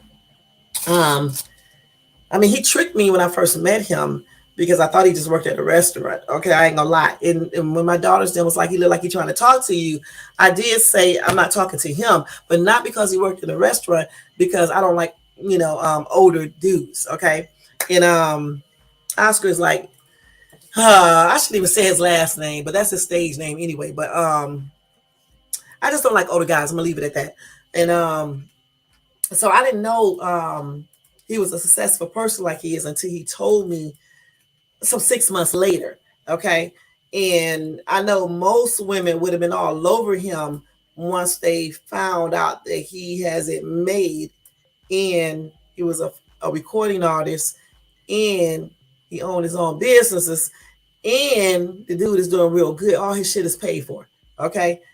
I know most women would have been all over him, but I know one thing, I wasn't, because if I wasn't over him when I saw him from the beginning, and I just thought he was a restaurant worker, Why would I be all over him now after I find out that he paid for all his stuff? He don't have no bills. He got all his money. He doing this. He doing that. Why would I talk to him now? I wasn't interested in him before. So why would I be interested in him now? You know what I'm saying? Again, I don't look at materialistic stuff. Okay. I look at what a person is about on the inside. And then if they happen to have money, that's a good thing. Because again, you can meet plenty of dudes that have a lot of money and they be crazy as hell. And you can meet some that don't have no money and they just have regular jobs and they would treat you like a queen. Now you are really blessed though when you can find one that has a good career or got some money and then he still treats you like a queen and is respectful and don't cheat and all of that. You are really blessed. And if you find one like this, ladies, you better be good. And that's on everything because they are very rare. Very. But I tell you one thing, we don't need to be accepting these dudes that like to cheat, who like to fight you, who like to be lying to you, just doing every damn thing negative. Because how can you be happy within if you're dealing with someone like this? How can you be happy within if you are dealing with someone that is like this? You got every time he leaves, he go to work and he come home late. You got to try to figure out where he's at. You stand up all night. You crying. You smelling his clothes, checking his underwear, all this weird shit. Who does this? Or you with the dude that you are scared to say stuff to him because you're scared that he's going to hit you or he's going to get mad or something like that. Who sticks around with people like this? Or you with one that just lies about every damn thing. You just can't tell the truth, but yet you still with him. And then you are online or out in the streets defending this type of dude, arguing with other women over this type of dude. Why? Because let me tell you something. When you are with a good dude, he is not going to put you in the position to have to argue with another woman about him. Just like you're not going to put him in a position where he needs to argue with a man about you. Let me tell y'all something. Y'all can do whatever y'all want to because that's on y'all. When I make these type of videos, I'm just trying to let you know because I'm not going to accept none of these type of things. I may talk to a person for a minute or even for a little minute, that may have some of these weird characteristics and traits, but you can best believe they're not going to be in my life permanently. That's on everything. Because I'm not going to deal with a dude that cheats, that's a straight up pathetic liar and loser, and one that's just no damn good. And certainly not with the one that likes to fight. Because I'm the type of woman, you put your hands on me, we are going to jail together, or we both going to the hospital, or somebody going to be in that grave. And that's on everything. So that's why I don't talk to dudes that like to touch women. Okay? Because I don't be playing all that. Because I'll never put my hands on a man. So I expect the same thing in return. Just like I don't cheat. Okay, I don't never cheat. So I'm not going to put up with a dude that cheats. Now, everybody lies, but I'm talking about that compulsive liar. The one that just lies about everything. I'm not going to put up with that either because I don't be lying about everything. I'm not going to put up with a dude that is just no damn good, okay? That's just on everything. And if you want a life that is fulfilling, enriching, happy, satisfying, and just wonderful to be in, you got to pick people of substance. You cannot just focus on one or two things. Like if he or even she is good in bed, or if he looks good or she looks good, the ass is fat, just stupid shit like that. Okay, you cannot just focus on those type of things. You need to focus on the most important things first. And if they have all of these other qualities, then it makes it even better.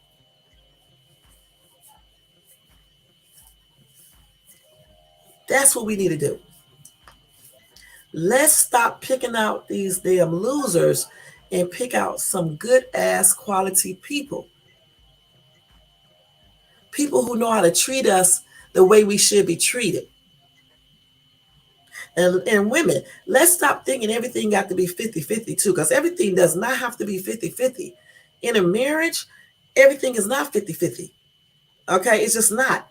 Sometimes if your husband is blessed to be able to pay for everything, that's cool. But some people are not. Okay. Sometimes the woman has to work too. So then you may have to share some of the responsibilities. But if you are blessed with a dude whereby you don't have to work and he's just good and all this other stuff, that's a blessing. But you still should be doing other things. At least keep the house clean, comb the kids' hair, keep yourself up, do what you're supposed to do. How the hell you be at home all day and the house ain't clean? Food is not cooked. If he's paying all the bills and you don't have to work, I don't understand that. Shit, when I was still with my husband and I did not have to work, let's keep it real. The house always stayed organized and clean. The kids was always good. Homeschooled my kids. I did everything you're supposed to do. I never cheated. He didn't cheat. We did what we needed to do. He didn't come home and my house was filthy as shit and kids running around in diapers looking a hot ass mess. He didn't do that. I mean, he didn't see that because I didn't do that. I'm very clean anyway and organized. So if you are blessed with a dude that works and he makes enough money where you can be at home, you don't just sit your ass at home all damn day and the house is dirty. You didn't cook dinner. You didn't wash the clothes. Loads of clothes stacking up in the laundry room and shit. Who does this? You're not helping your kids with their homework. You should be doing all of these things if you don't have to work. I'm just keeping it real with you guys. You say you want a good man. If you get a good man and you're blessed to not have to work because he take care of everything, you need to act like that.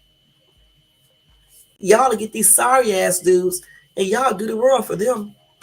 They be cheating. They call you bitches or whores. They disrespectful. Y'all cook their dinner. Y'all keep the house clean. Some of y'all still don't take care of y'all kids, but for the ones that do, y'all take care of y'all kids. Y'all be looking good for them when they be doing the most. And y'all be treating these Negroes like kings, and they're nowhere near a king. But yet you will get a guy that can take care of everything in the household, whether he's rich or just has a regular job and he's taking care of everything in the household. And some of y'all will not do shit. The dude won't be cheating. The dude will be respectful and everything. And y'all think he a poo butt and y'all be doing the most. I don't know, y'all. Y'all got to stop doing that. Because if I ever meet a guy that he takes care of if I meet a guy again that takes care of all of the bills, that is very respectful, he don't call me no bitches or whores, he's not a cheater, he's not a liar in a hot ass mess, I'm going to treat him like the king he is. Point blank. And that's what we need to do. We need to stop treating these dudes that don't be doing shit like kings, because they are not kings. Just like women who don't do shit and be doing the most, they are not queens. Why do a man want a woman who runs around acting like a damn slut?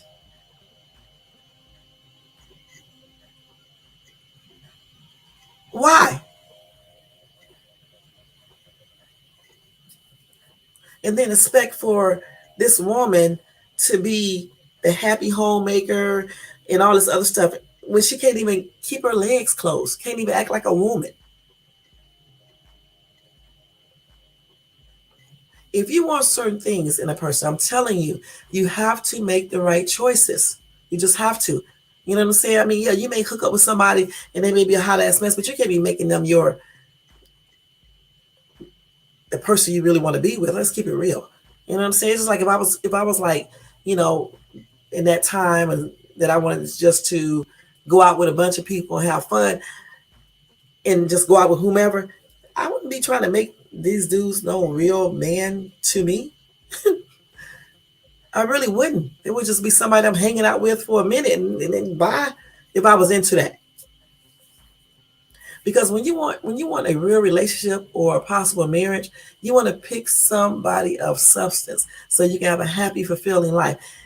I'm not saying that the entire thing will be perfect because you're going to still go through, little stuff, but you know what I'm talking about. You want someone that is decent so you can have a happy life. Even when you have problems and stuff, you guys are going to know how to work through them and deal with the situation versus, making it worse. So this is why I say we cannot put up with people who are just really what we are not really looking for. I don't care about people getting older, or you think your time is running out, or you just got to have a man or a woman. You need to wait till that person. Did I spell deceive right? You need to wait till you get that person, the right person into your life. It just can't be. You cannot be like desperate. You got to be choicy, and that's just on everything. I was telling one of my guy friends.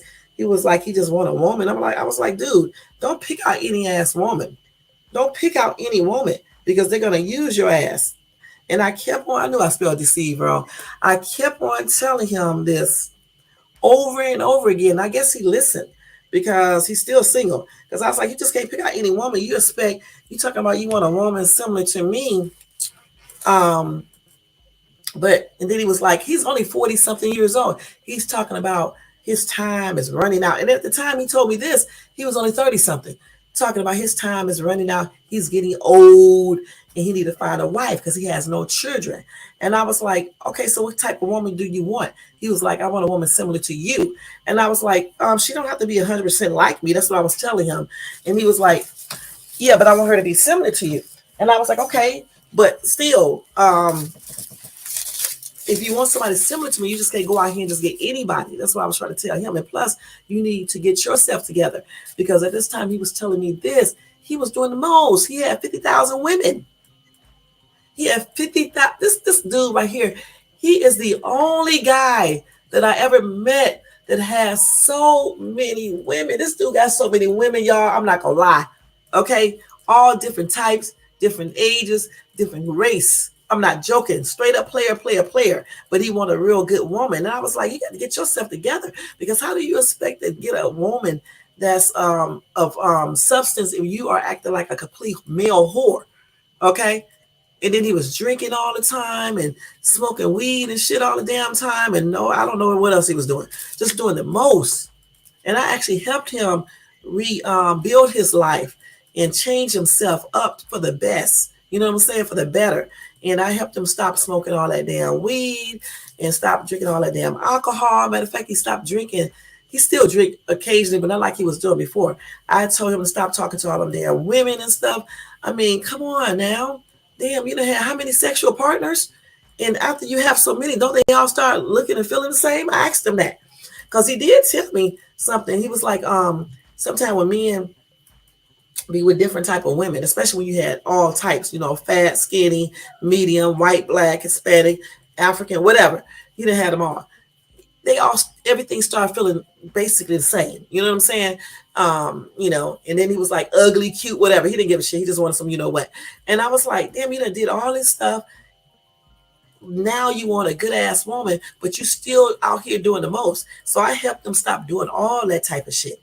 And that was the hardest job I ever had, you know, to do, because I didn't think I was gonna be able to help him, but I was able to help him change his life.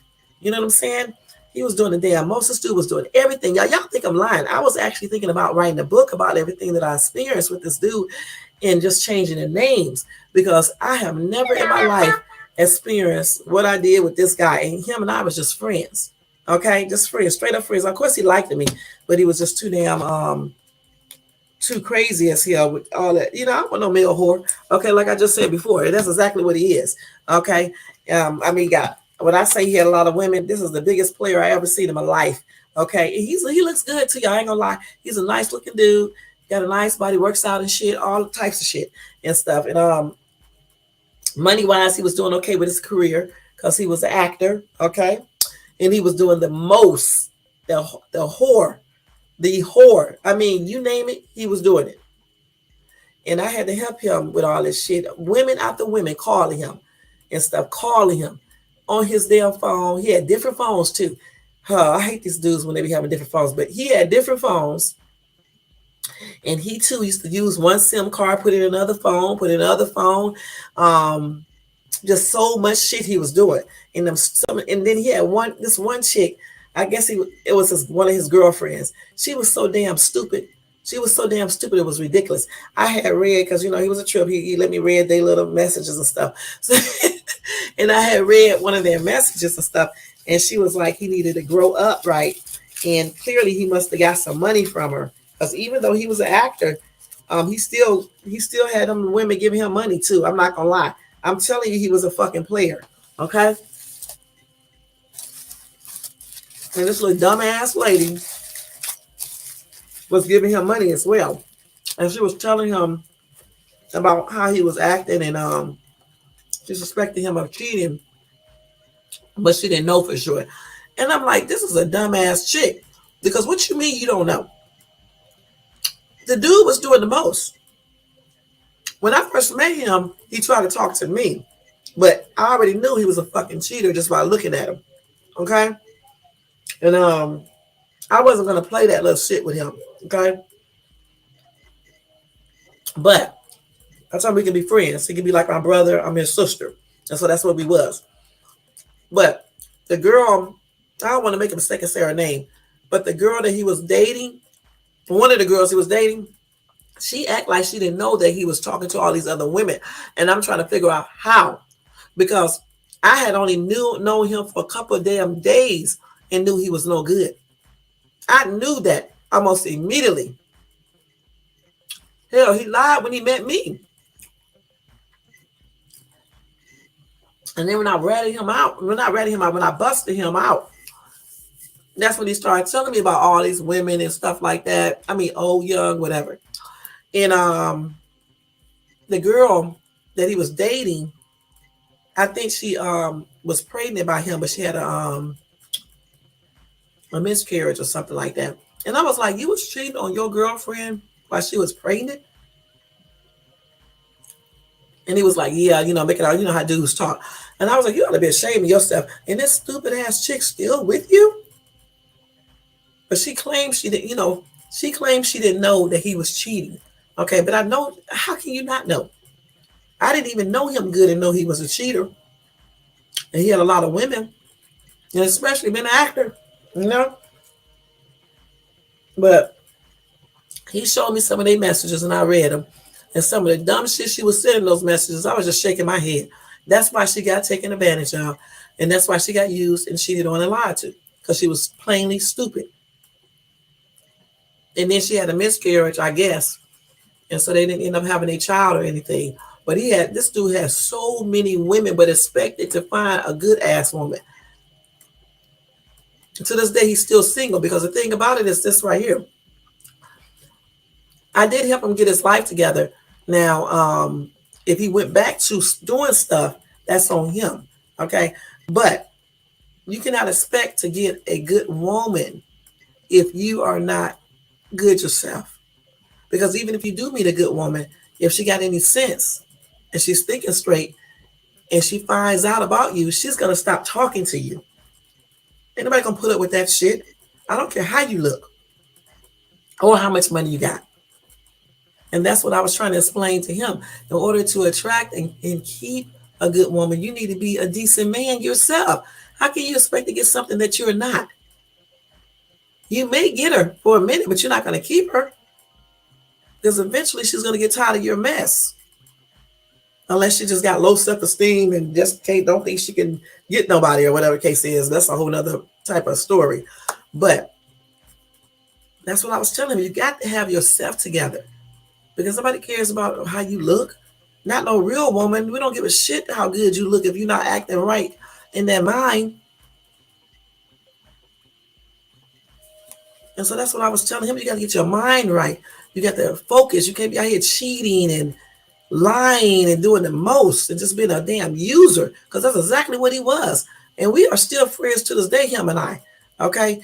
And he seemed like he's doing all right, but I don't know, because I don't be around him like that or anything. But I'm just saying he seems like he's doing okay, but I don't know for sure. But I helped him with all his stuff. He's the second person I ever helped. And people say you can't help people, you can't encourage a dude to straighten his life out. What damn planet do you guys live on? Yes, you can. Yes, you can. It depends on the person. Like I said, I have 2 dudes out like that. 2. One definitely liked me. That's why he did everything like that. This other dude, he liked me, but he didn't have no chance to talk to me. We just was straight up brothers and sisters and stuff. But I helped him out. Did we change his whole life?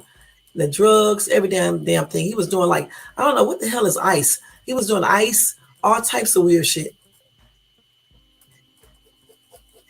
And then I always say to myself, I don't do no drugs, I don't drink, I don't smoke or anything. Sometimes I be wondering, why do I attract these dudes that be doing the damn most? That's another thing. That's why we have to stop and reevaluate ourselves as well to see, why do you attract these type of people if you're not this type? I don't drink, I don't smoke, I don't do drugs. I was wondering, why did I attract this dude to me when I don't do anything that he does?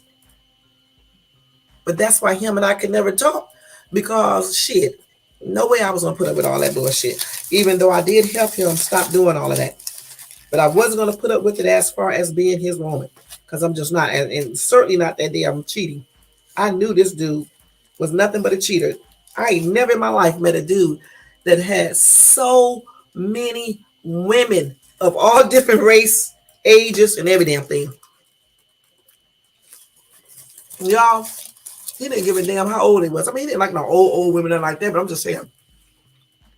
Or no, like no little kids. But I'm saying like 22, 32, 42, stuff like that. He didn't give a shit. Black, white, Latino. The ones that I seen, some of them was cute, some of them wasn't, but that's how it goes. They can be, I think he liked it. I think he liked bigger women, okay? Even though he would talk to a smaller women, but he did link up with some bigger women. But when I was like talking to him about it, he would try to deny it and be like, I don't like no big ass women or fat ass women. But when I was looking at his damn messages that he showed me, he was talking to fat ass women too. So what is he talking about? He liked them all types, all sizes. He didn't give a shit. He just wanted some, what. That's what he wanted. He didn't give a shit about nothing else. I had another friend who liked both sex, women and men. And stuff. So damn. And he tried to lie and act like he was a heterosexual when I first met him. And I was like, okay, so I was like, so you're not bisexual? He said, no. I said, okay. He didn't know who he had met. This is Detective Sharon. He did not know that. So I said, okay. So I started looking at his pictures and looking at his mannerisms. We went out one time to eat. I was just watching him the whole time. He didn't even realize it. I'm looking at everything that he does. Then he starts showing me his Facebook page. I'm like, why you pose like this?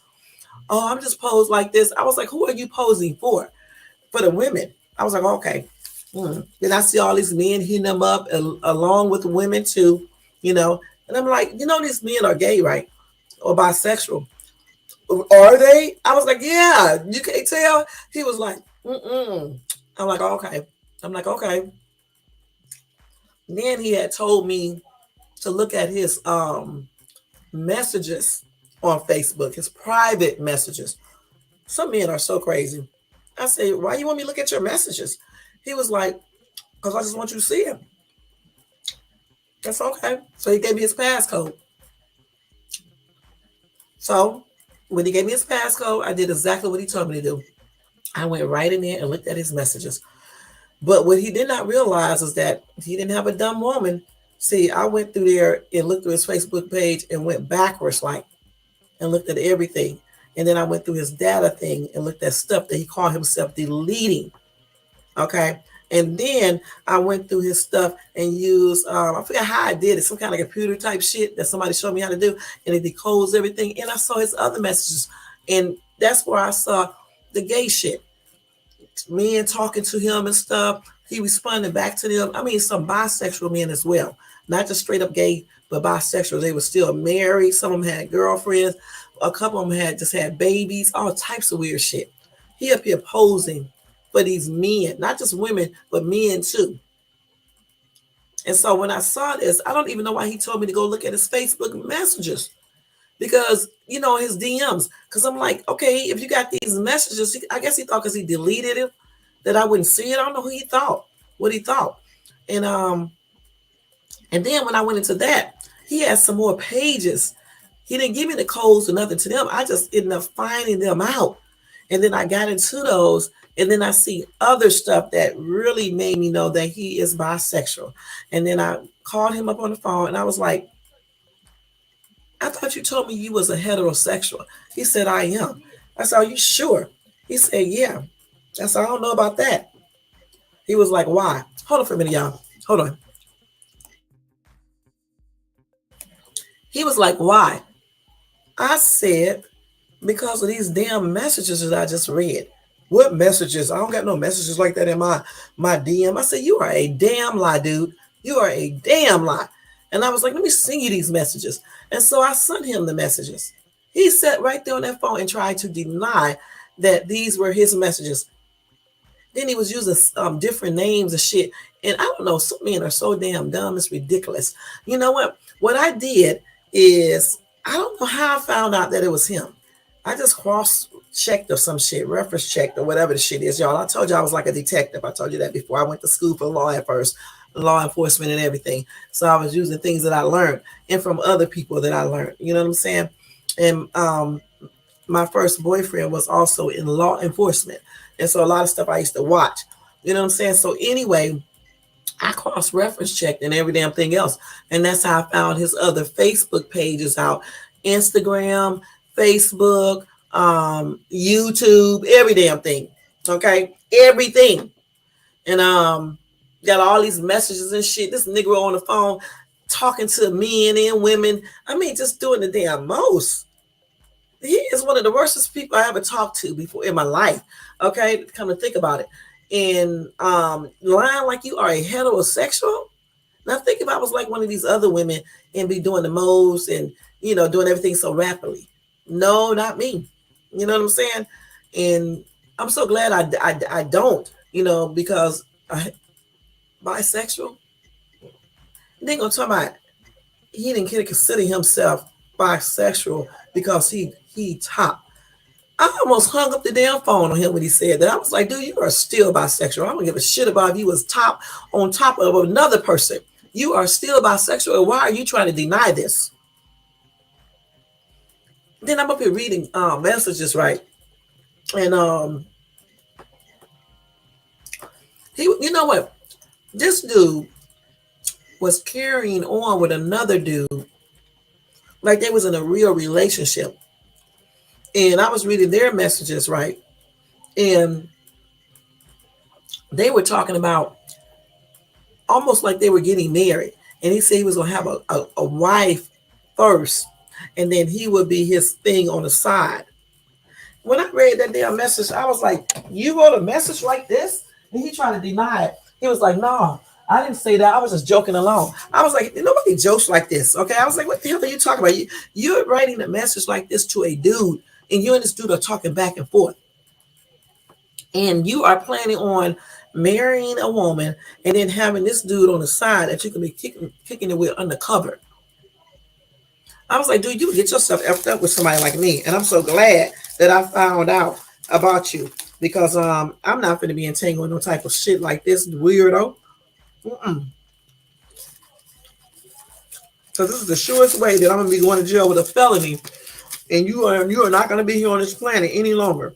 So, and this dude either, okay?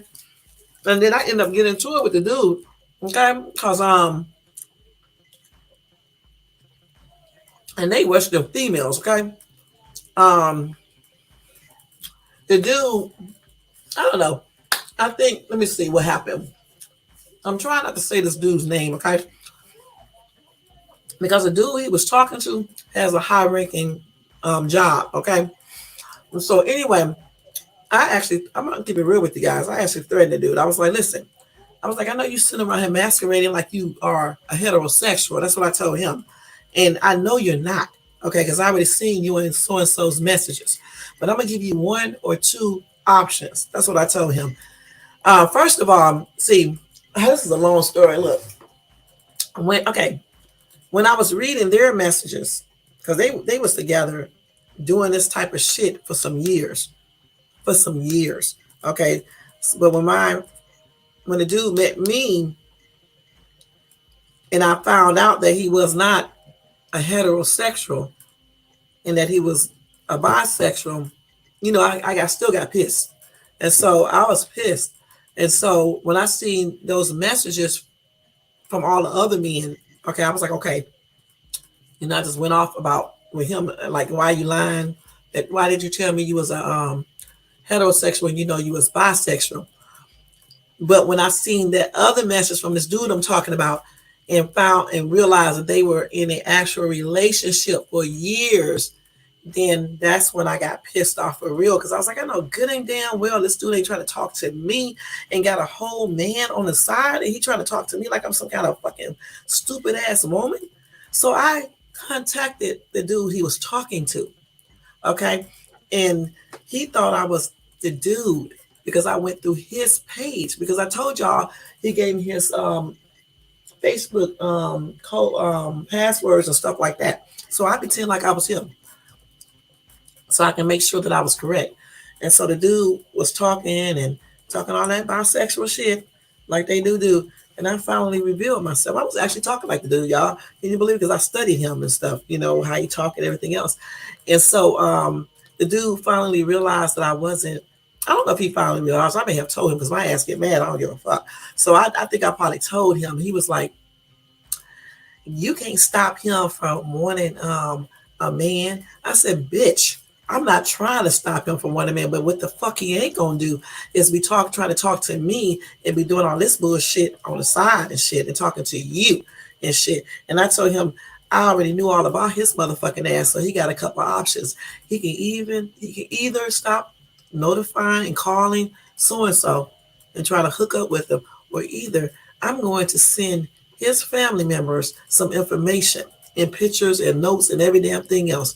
He got so damn mad at me, started calling me all types of names and shit. And then I saw him a picture of myself. And I was like, bitch, why would the fuck he want you anyway? If I actually start talking to this dude for real, I guarantee you, bitch, he won't be talking to you ever again. He was like, you want to bet? You want to bet he'll still be talking to me? I said, how much you want to bet he won't be? I almost bet you he won't be. He was like, how much you want to bet, bitch? You know how they be talking. And so him and I was going back and forth with each other and all this other bullshit for a minute and stuff. And then I don't know what happened after that. But I do know this: their friendship ended. And to this day, they still not friends or anything else. And I never did date this dude or anything because I told him, listen, I cannot get past the bisexual stuff. I just cannot do it. You know, I'm thinking I made him tell me everything that he did. I made him tell me. I know so much about bisexual people. It's ridiculous, y'all. About gay, I really do. I made him tell me everything. I mean, I wanted to know everything. You know, I really did because I was like, I can't believe you was trying to talk to me and you are a whole bisexual. You could have just told me from the get go. Why were you lying? You shouldn't. If you would have known who you was talking to, you would have known. You would have known that I would have investigated to see because I had already thought to myself, this dude act like he a little. I don't know. I just was looking at his pictures and stuff. I think, and then just certain mannerisms. Like when we went on a little dinner date, I'm looking at the way he was acting regarding certain things. That's what made me think. And I asked him, was he bisexual? And then he lied. And then I was looking at his pictures, some of these poses and shit. He was a nice looking dude. But damn, some of these poses, who the fuck poses with their hands up behind their head? You know, like, you know, I can't even show you guys, you know, with your hands behind your head, like in a model pose. I'm like, come on, dude, who poses like this? Who poses like this? What man? For real, and stuff. So little bitty things like that, I was looking at. And then when I went into his Facebook thing, when he gave me his passcodes and shit, and I seen all these messages up there and shit from all, you know, the women thing was okay, cool. You got a lot of women and all this shit. That's you're a whore or whatever the case is. We still ain't gonna talk. But when I saw the men shit, I was like, what? You're talking to men, and some of these men were married, had girlfriends. Some of them were straight up gay, but a lot of them was bisexual. Y'all got to watch these men out here too.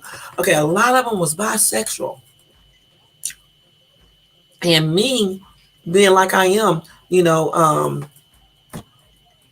that I answer some of those responded to some of those messages because I just wanted to see what the hell they were saying, and I pretend like I was him and stuff. But then that one though, the one that he was actually dating, that they've been knowing each other for a long time, I had to let that bitch know because even when I was helping him to try to stop doing all this stuff, this dude kept on trying to come back. You know what I'm saying? That's the reason why I had to threaten his motherfucking ass like I did. And then, and you know what? Even after that, though, he was still trying to contact him because he did not realize that I controlled his social media pages. And he was still trying to send messages and shit. And I played along right with it and stuff and got on that ass. And finally, he stopped contacting him and stuff like that. And I helped my friend stop doing that, bisexual lifestyle, you know, and stuff. And he did not want me to tell his parents or none of his relatives, but I did secretly tell his brother because I needed his brother to help me do some things. You know what I'm saying? So that's the only person that I told. His mom, his dad, his other siblings, nobody knew. You know what I'm saying? I kept that secret and I still keep that secret till today. You know what I'm saying? And stuff. But I was like, dude, you got me effed up. You think I'm gonna talk to you on a level like, we gonna date? No, we can be friends, sisters and brothers, because we can't be nothing else. And I meant that shit. Because when I found that shit, all those messages, I can never forget all that shit. Child, let me tell y'all something. This dude was in these messages talking about top, bottom. One I read a message one time where he was talking about, I don't know, he claimed that he was always top. But I read a message one time. He must have been sloppy drunk. That's why I don't like people who get drunk. He was so damn drunk that he let the dude, that same dude, he let that dude do bot. He let the dude be the top person, and he was proceeding to let be the bottom person. And then I'm reading messages where they talking about it at right, and he was talking about he had to go to the clinic. He went to a clinic so they wouldn't know where you don't have to give your name, your real name, and things like that, so they wouldn't know who he was because he was, down low. And he was talking about, I guess, something happened when they was doing because that was his first time doing it, and he was bottom, and something must have happened and stuff. And I questioned him about it to y'all. Y'all, I be asking the most weirdest questions. And he had told me that the dude must have did something to his, his rectum area, anus or whatever the case is, right? And he had to go to the doctor about that and stuff, and whatever they gave him for it, and he had to soak or whatever the shit is, y'all. I was like, I was like, so why do y'all? I just could not. And then I can't even imagine that he thought him and I was gonna hook up. And I'm like, dude, you must got me fucked up. I'm not gonna talk to a dude that I know is bisexual. Are you fucking kidding me? I'm not gonna do that. You got me messed up. And if you seen this dude, y'all, he acts straight like a dude all the way. Besides the little stuff that I noticed. Most people didn't even notice that. Like these women, they didn't even know this. His parents didn't even know it. His siblings didn't even know it. And they still don't. But I knew, and I still know. So today he claims that he is straight up heterosexual. I don't know for sure, but that's what he claims because I, helped him to the most that I could. But he too is looking for a woman. And I was like, you got to make sure, first of all, you better make sure you like women all the way. That's the first thing. Second, you just got to make sure you got yourself together. You know what I'm saying? Because you can't expect to have a good woman when your ass is nothing but a 2-bit whore. You just cannot, think that you can get a good quality woman if you're acting like a damn whore. And I admit that. You know what I'm saying? Even if you do get one, she's not going to stay with you. And certainly if you're still practicing your down low lifestyle in secrecy, and she finds out, you're not going to keep her. Plus she's going to be mad, probably F you up and everything else. So try to be honest, He claimed he's not bisexual anymore. I haven't heard nobody say anything weird about him or anything, but you never know. You know what I'm saying? Because I don't talk to him all the time now. But he claimed he's not bisexual anymore. He entered church and stuff, and he was already in church before, but he backslid it. And I try to help him with it and all that and stuff, but hopefully he's not. But I learned so much about all that lifestyle, man. There's so much. I mean, every damn thing. Stuff I didn't even want to know and stuff. So that's why I always be cautious when I meet dudes. And I try to take stuff kind of slow, not too slow. And I'll be really asking questions. And y'all should too, because you never know who you may hook up with. Okay. I mean, it's some weird ass people. And let me tell you something else. He was also into Satanism. Okay. I left that part out. He was also into Satanism. All right. The occult. I also helped them out of that too.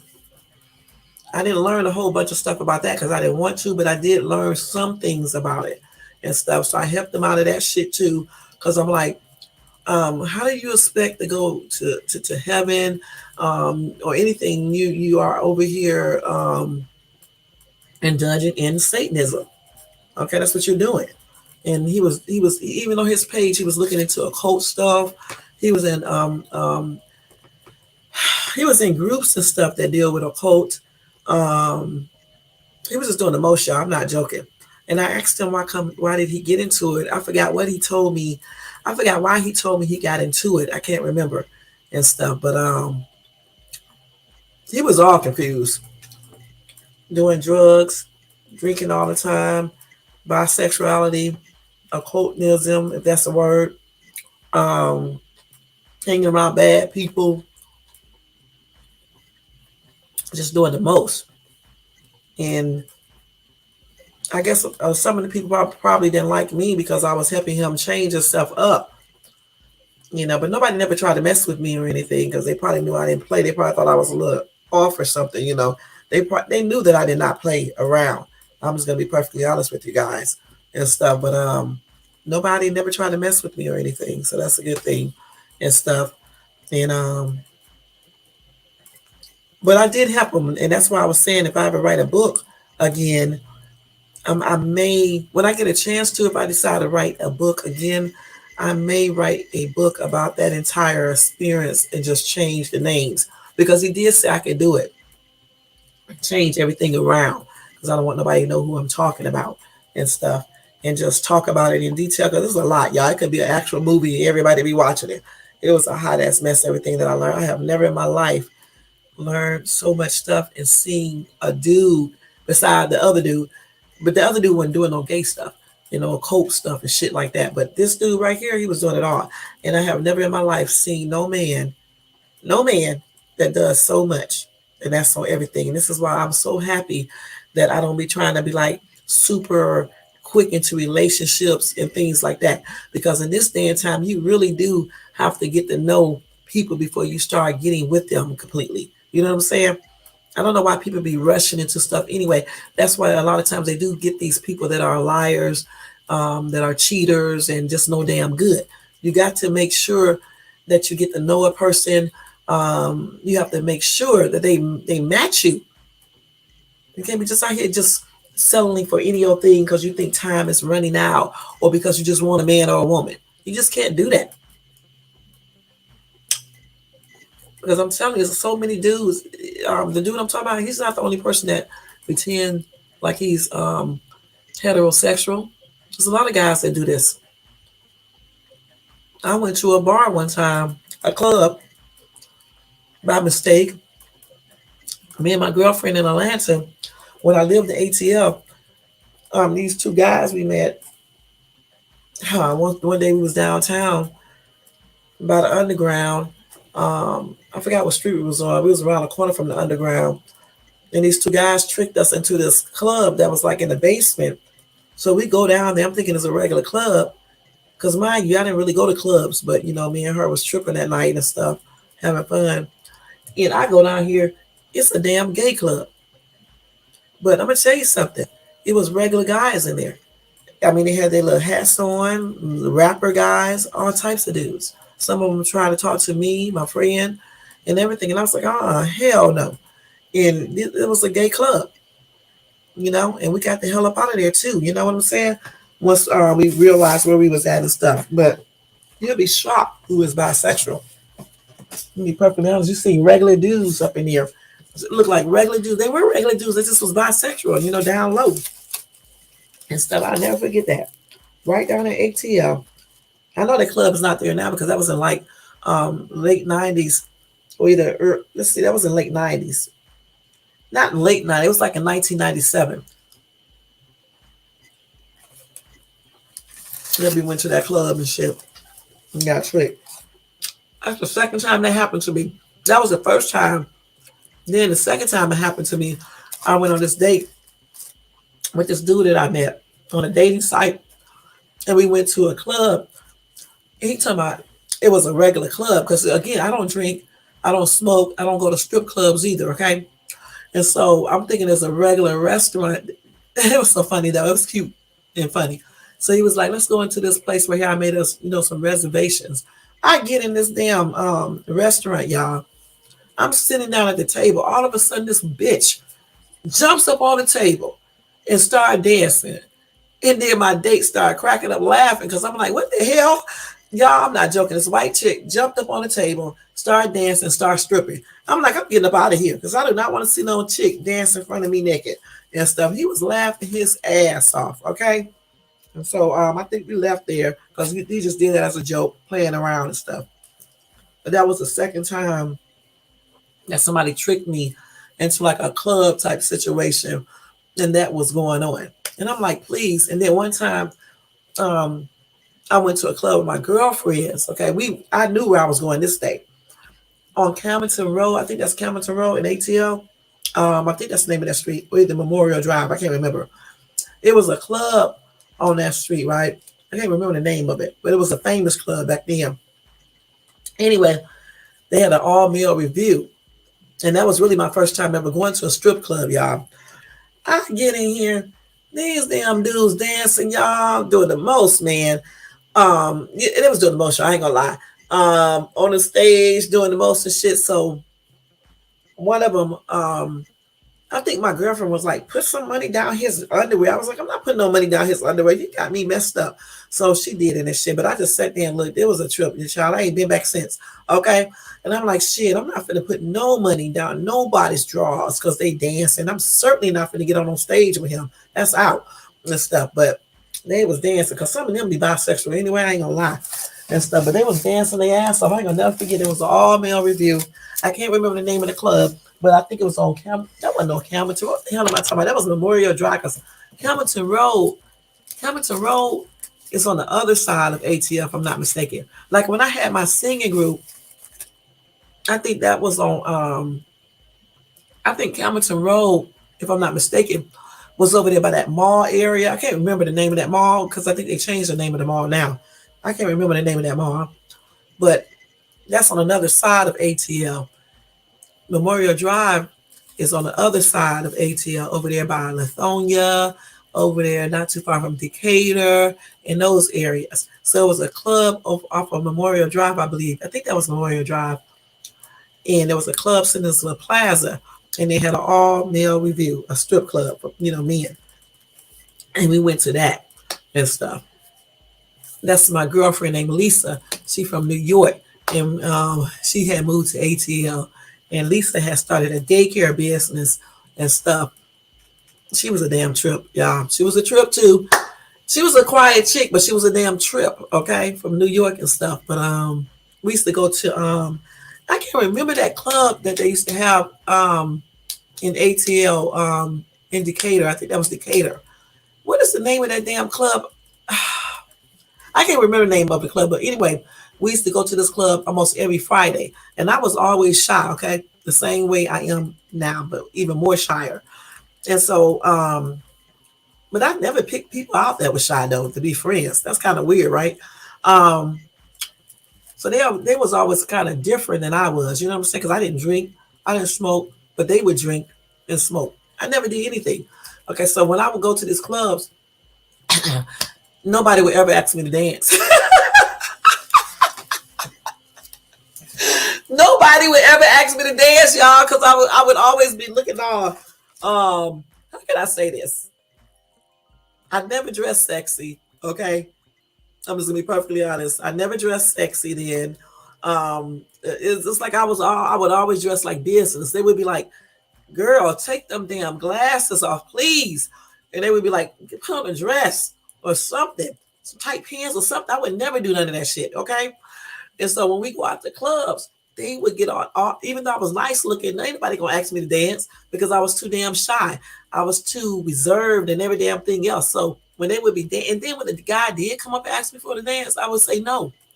And so I would be sitting at the table by myself drinking orange juice. Y'all think I'm joking? And just at the club because they wanted to go to the club. I don't know why I always choose friends that was opposite of me. And I always did. And we always got along though and stuff. But I was like that. Now if I went to a club, I'll be up there dancing, dressed a little not too sexy, but I'll be dressing, you know what I'm saying? But back then my ass was like scared. You know what I'm saying? I think that's because of my upbringing. My mom was so strict and all that. Like even when I had my singing group, my manager was like, listen, I ain't even trying to be funny, but listen, take them damn glasses off. Listen, when you come out here to mingle with the crowds, you know, because you got the singing group and everything, you know, do not wear those damn glasses. Take your hair down. That's what he said. He was like, and put on something sexy. Cause all this shit, you look like you going to the office. You about to be, they used to call me school teacher, okay? You look like you about to go to teach some kids or something. And so I remember the first time when I went to this club, when I had my singing group. So I took off my glasses, like the manager picked, his name was Big Papa. That's what we used to call him. I took off my glasses, like he said, okay? I put on a little lipstick like he told me to do. I always kept my eyebrows and nails and all that done, so that was cool. I let my hair down because my hair was medium length, like on this picture, same style. Okay. And then I put on a dress because I would not wear pants, tight pants. Okay. I just wouldn't do it. But I did put on a body hugging dress like he was telling me to. And he was so happy because he was like, this is the way you need to come to the club, not looking like you about to go to a business meeting or you about to go in a classroom. Because I'm not joking, I used to dress like that all the time, like I'm going to the classroom or to a business meeting and stuff. And he was like, no. And so I came to the club just like he told me to and stuff. And of course, like he said, when I dressed like that, more men were going to come up and talk to me and things like that, you know. And he was like, that's what they do. You know, like when you have a singing group, that's why these singers be doing all the stuff that they do because they tell you to do all these things. The only thing you weren't going to tell me to do, I wasn't going to be having sex with these dudes. You can't be talking to me like that. And no drugs and alcohol and all this other bullshit. And that's another thing too. They was trying to make me drink alcohol and I refused to. And so what they would do is tell me to drink orange juice because it looks like alcohol instead. So I would do that because I was like, I'm not drinking no alcohol. Okay, point blank. And I wasn't gonna do no weed or nothing like that. So they never, when I said no to that, they never tried to make me do it or no pills or nothing like that. But they did try to make me drink alcohol and I wouldn't do that either. But they told me to do orange juice instead. So I did orange juice. I didn't drink no sodas, pops. So I had to do orange juice. Okay. The same thing. I'll dress a little sexy, but I'm not hooking up with no dudes or nothing like that. My group members, they asked us what is a hot mess because not only did they smoke, some of them smoke weed. A couple of them, like the Kim chick from New York, her motherfucking ass would hook up with them rappers, okay? And she used to be doing the most with them rappers, okay? Nicole was kind of reserved like me, but Nicole was stupid. Hold on for a minute, y'all. Nicole was a weak ass, stupid ass chick. You know, she kind of reminded me of Lauryn Hill in her looks and stuff. And she sings like Lauryn Hill, okay? I had some good singers in my group too, okay, y'all? And that Kim chick from New York, her ass was the lead singer. I shouldn't have made her a lead singer, but she did have the best voice, okay? So her ass was a hot ass mess though. She was a hot ass mess. She used to think she was bad too, but we got along. You know, I get along with everybody until you do some stupid shit. Nicole, me and her was like best friends. Okay, she was a songwriter just like I am, but she wrote a song called Lollipop, and we sung that. Okay, it was a nasty ass song. Okay, but you know the way she wrote it, it didn't sound like it was, but it was because she's like, "Oh, you like a lollipop? Tastes so good," or some bullshit she wrote. You know what she was talking about. Okay, the other girl that I put in the group was this little younger girl. She was only like 19, and I put her in the group because I wanted all of us looked real young anyway. I always did look years younger. And but I put the youngest girl who was in the group was 19 years old. I put her in the group. She couldn't even sing. The only reason I put her in the group because she looked real good, okay? And she had a nice body and she could rap. And so that's why I put her in the group. And she was light skinned. It was one light skin. It was me and Nicole was both brown skin. Kim was a little darker. So I wanted like every complexion in our group, okay? And then I was Nicole was a little bit bigger than me in weight. I was my size that I am now. I think Kim was around my size, maybe a little bit smaller. And then the light skinned chick, I think she was medium weight. So we had them, you know, I did it like that on purpose because I knew that in order to have like a successful singing group, Everybody must look good. Their body should be looking good and everything else. And that's the way I chose it to be. And plus I wanted that one light skinned girl in the group. You know what I'm saying? And then everybody knew how to dance. I used to get hollered at all the time in my group because even though I had a singing group, my ass was still shy. And so, and then at that time I was teaching as well, right? And so Nicole got mad at me. Not Nicole, Kim got mad at me because when it was time for me to hit my soprano notes, sometimes I would be hoarse as crap. And she would be so fucking pissed at me and her ass, New York, you know, Brooklyn ass chick, she would be screaming and cussing. And I was like, girl, don't be cussing at me, okay, point blank and stuff. But, you know, she was a trip. And so, but anyway, I still try to hit the notes and things like that. She was telling me I need to do the honey and lemon, stop all that damn hollering and stuff. So I said, okay.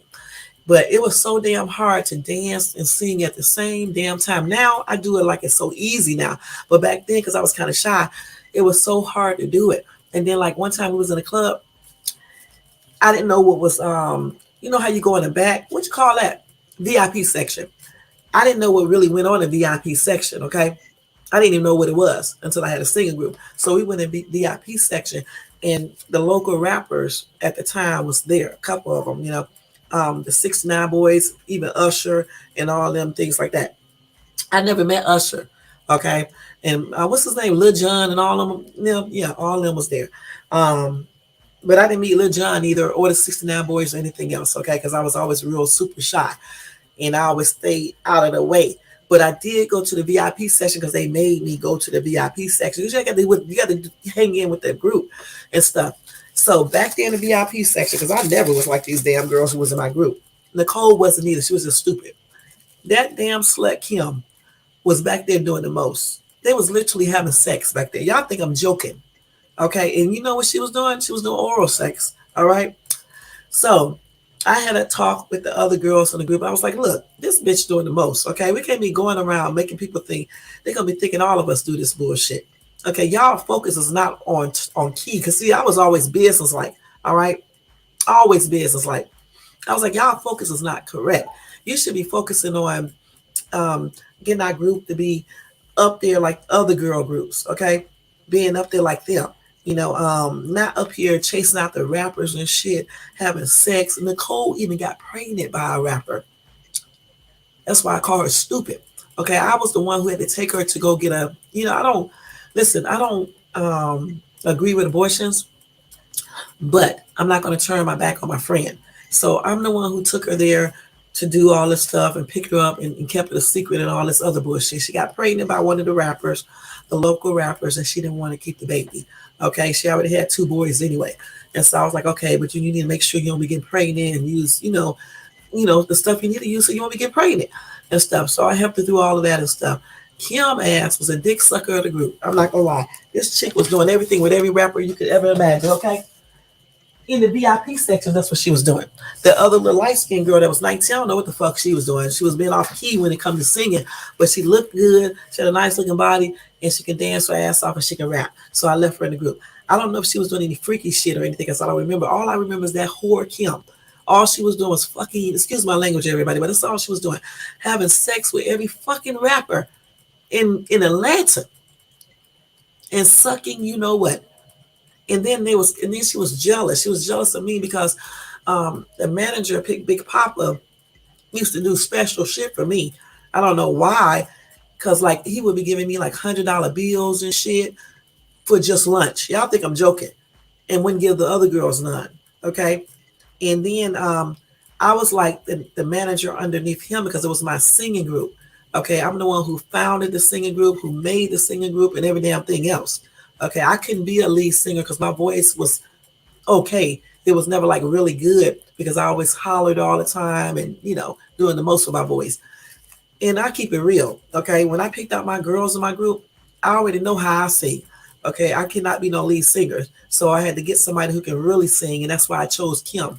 Plus, she fitted everything else I was looking for at the time. And then Nicole definitely could sing. And like I said, the light-skinned girl was just there for the looks, you know, and just, you know, that's it really. Okay. Because I could also rap, okay? I didn't really need her to rap because I could rap myself, but I just wanted her in the group because I wanted one light-skinned, cute girl in the group because we brown-skinned chicks was looking good And the dark skinned chick was really looking good. So I wanted a light skinned chick that looked real good too and stuff. But that bitch Kim, boy, if today we would not get along, we really would. We probably would get in a physical altercation. But then I was kind of shy and quiet and things like that. And she probably kind of ran over me in certain type of ways because I didn't speak up about certain things, especially when she used to holler at me for getting hoarse or not remember a day and stuff because my ass would be messing up and stuff. But I was telling them though, they got to get their focus off of men and start focusing more on us trying to be, you know, up there like other girl groups and shit. And you know what? We could never get off the thing because they was too busy chasing out the men. You know what I'm saying? I don't know why women do this. And then, you know, one time we went to a club, right? And, you know, they knew who we were and they announced us on the radio and stuff. We didn't even have to stand in a line or anything. I felt so good. It was, y'all, that is a good feeling when you can just walk inside of a club and people be like, let me get your autograph. You ain't even no real big celebrity or nothing. As soon as they find that you're in a singing group and shit, you get on the stage one time, they be like treating you like you're a damn star. Okay? Now imagine if we would have made it, if they would have been for real. Damn, I wanted that. I wanted that so bad. I wished I would have picked better chicks, okay? Because I wanted that so bad. I really did. My whole focus was to start the singing group and get it off the ground, right? And get out there to do local performances first, and then hopefully be on the radio and things like that, and then be out there for real. And then I was going to step away from the group because I was more on the business side of it. And plus, I was a songwriter, and songwriters make the most money. Okay. So I was always looking at that damn money, how much I can make. And I didn't really want to be on stage too long because I was kind of shy. And then you had to do shit that I didn't like doing. You know, I mean, I didn't mind dressing like a chick, which I did, but all that, you got to make sure you got on these sexy ass clothes to show this, that. I wasn't into all of that. You know what I'm saying? And stuff. So I was only trying to get the group up. And then once I got it up, that's why I got Kim to be the lead singer. And Nicole was the next lead singer because I was going to step away from the group. And I was going to be the founder, the manager, and the fucking songwriter who was writing most of the songs. We did cover songs too, because you cannot have a group and just write songs. You have to do cover songs because you have to do stuff that the audience is familiar with. Okay. So, and then you have to do old songs too. Because see, at one time, all I was into is fast music and the current shit. I didn't want to do no old songs and shit like that. And I still don't like old songs that much, you know, but we had to do those too, you know, and Kim could sing her ass off. I wonder what happened to her. I can't remember her last time. I just know Nicole right now. And I haven't talked to Nicole in years, but they just could not be focused like they should. That damn Nicole is a good ass, excellent damn songwriter. And then she can sing her ass off. She was a cute girl. Kim can sing her ass off. Okay.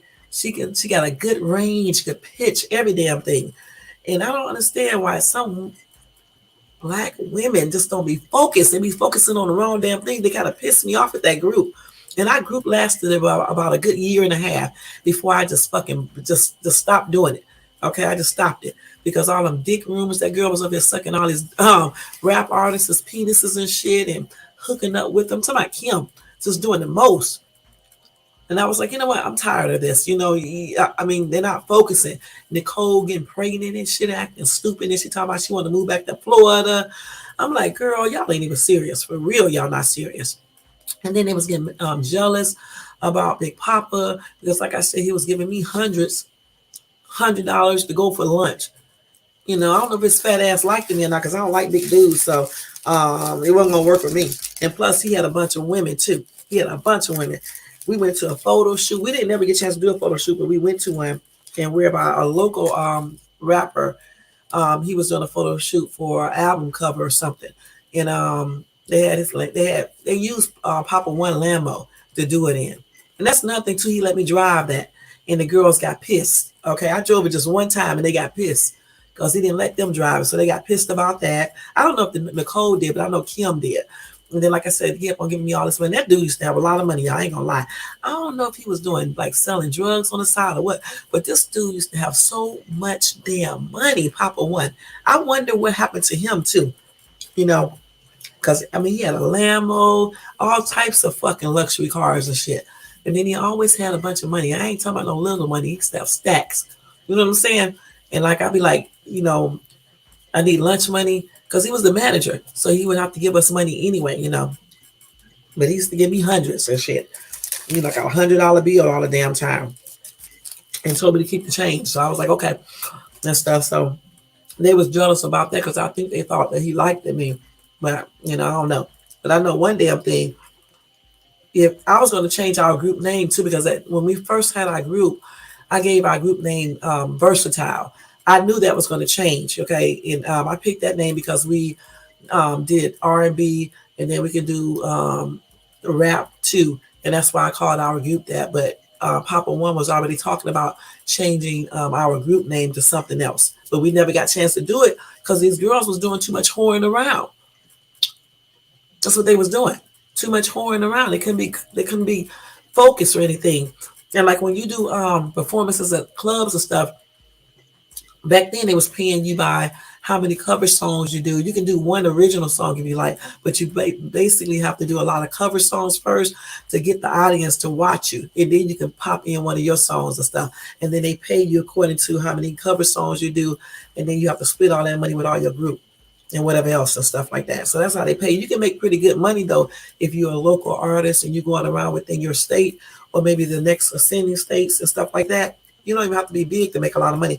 And especially now with YouTube and Spotify and all that stuff. Just think, if I would have been younger now and I had a singing group and picked different chicks, we would probably make it. You know what I'm saying? Better. But them bitches was not focused. And I call them bitches because that's exactly what they was acting like. Especially that damn Kim. Okay, she was a hot ass mess. No telling what that girl was doing. And I know she was doing that sex, but I wonder if she was doing any drugs and stuff. Because again, I didn't drink. They couldn't make me drink. They couldn't make me smoke, weed or nothing. They couldn't make me hook up with men either. I mean, one time I brought my boyfriend to the club, while we was getting ready to perform. And yeah, he was dancing with me. He was all over me and things like that in the club. And so Papa One got mad. He was like, do not bring no boyfriends with you to the club. And I was like, why? He said, because he does not want nobody to know that we have boyfriends. We got to act like we are single. And I was like, really? He was like, yeah. But child, this dude that I used to date was fine as hell, y'all. He was like a caramel complexion. I still remember him. Hazel eyes, he was like medium weight, because I don't like skinny dudes, right? He was like 5'11" or maybe even 6 feet. I can't remember. His name was David. Fine as hell. Why come I be dating all these Davids? David. But this dude right here was fine as shit. And you know what? He was Jamaican, but he lived in America, But he had that little accent. And man, oh man, you know what? Till this day, I remember that dance at the club when I had my singing group because it was just that good. And mind you, I told y'all I was shy, but I still danced with him. We was dancing slow, and I don't know. We just stopped. I stopped talking to him I'm not even gonna say for the reason why. I just stopped talking to him, and that was the best slow dance I ever had with a dude. And that's on everything. And I still remember that till this day with his fine ass. I wonder if he's still fine. But I ain't gonna never forget when I had the singing group, y'all. And I do know some things you have to do when you are in that type of stuff, the industry. Okay. But I also know that I have a strong will, and I don't do things that I don't want to do. Because I told y'all before, and I'm telling you again, that I refuse to do a lot of stuff they was asking me to do. And another one, I was never going to have sex with none of those damn rappers or none of those other dudes there. I can talk to a dude all day long at a club and be 10, but I definitely wasn't going to hook up with none of them. And that's on every damn thing. And I never did. Or do drugs or any damn thing else. I never did. I always stayed the same person. And the only thing that Papa One could get me to do is wear sexier clothing, like dresses. That's it. Never like having my chest or shit showing, nothing like that, but just sexier, body hugging. But I like that gray dress on my picture that I showed on my thing. Like stuff like that. That's how I dress. I don't even remember what they wore. They probably was really sexy. I don't know. But I just know what I wasn't gonna do. Because I really wanted us to be successful. I wanted us to make it, you know, especially when they were saying our name on a radio station that time. And we just walked into the club, and especially when we was in VIP section. And rehearsal when Kim wasn't hollering at me was pretty fun too. You know, that damn music be so damn loud. When you be on the stage, right, and that music be pumping up loud, and you can feel that bass, it makes you want to perform good. If I would have had the same type of mindset that I have now, back then, I could have been single by myself being a singer, okay? But I was too damn shy.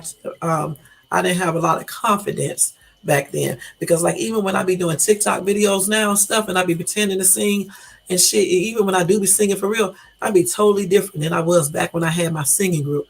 When I had my singing group, I used to be all reserved, kind of shy, barely scared, petrified, but I was playing it off pretty good and stuff and everything.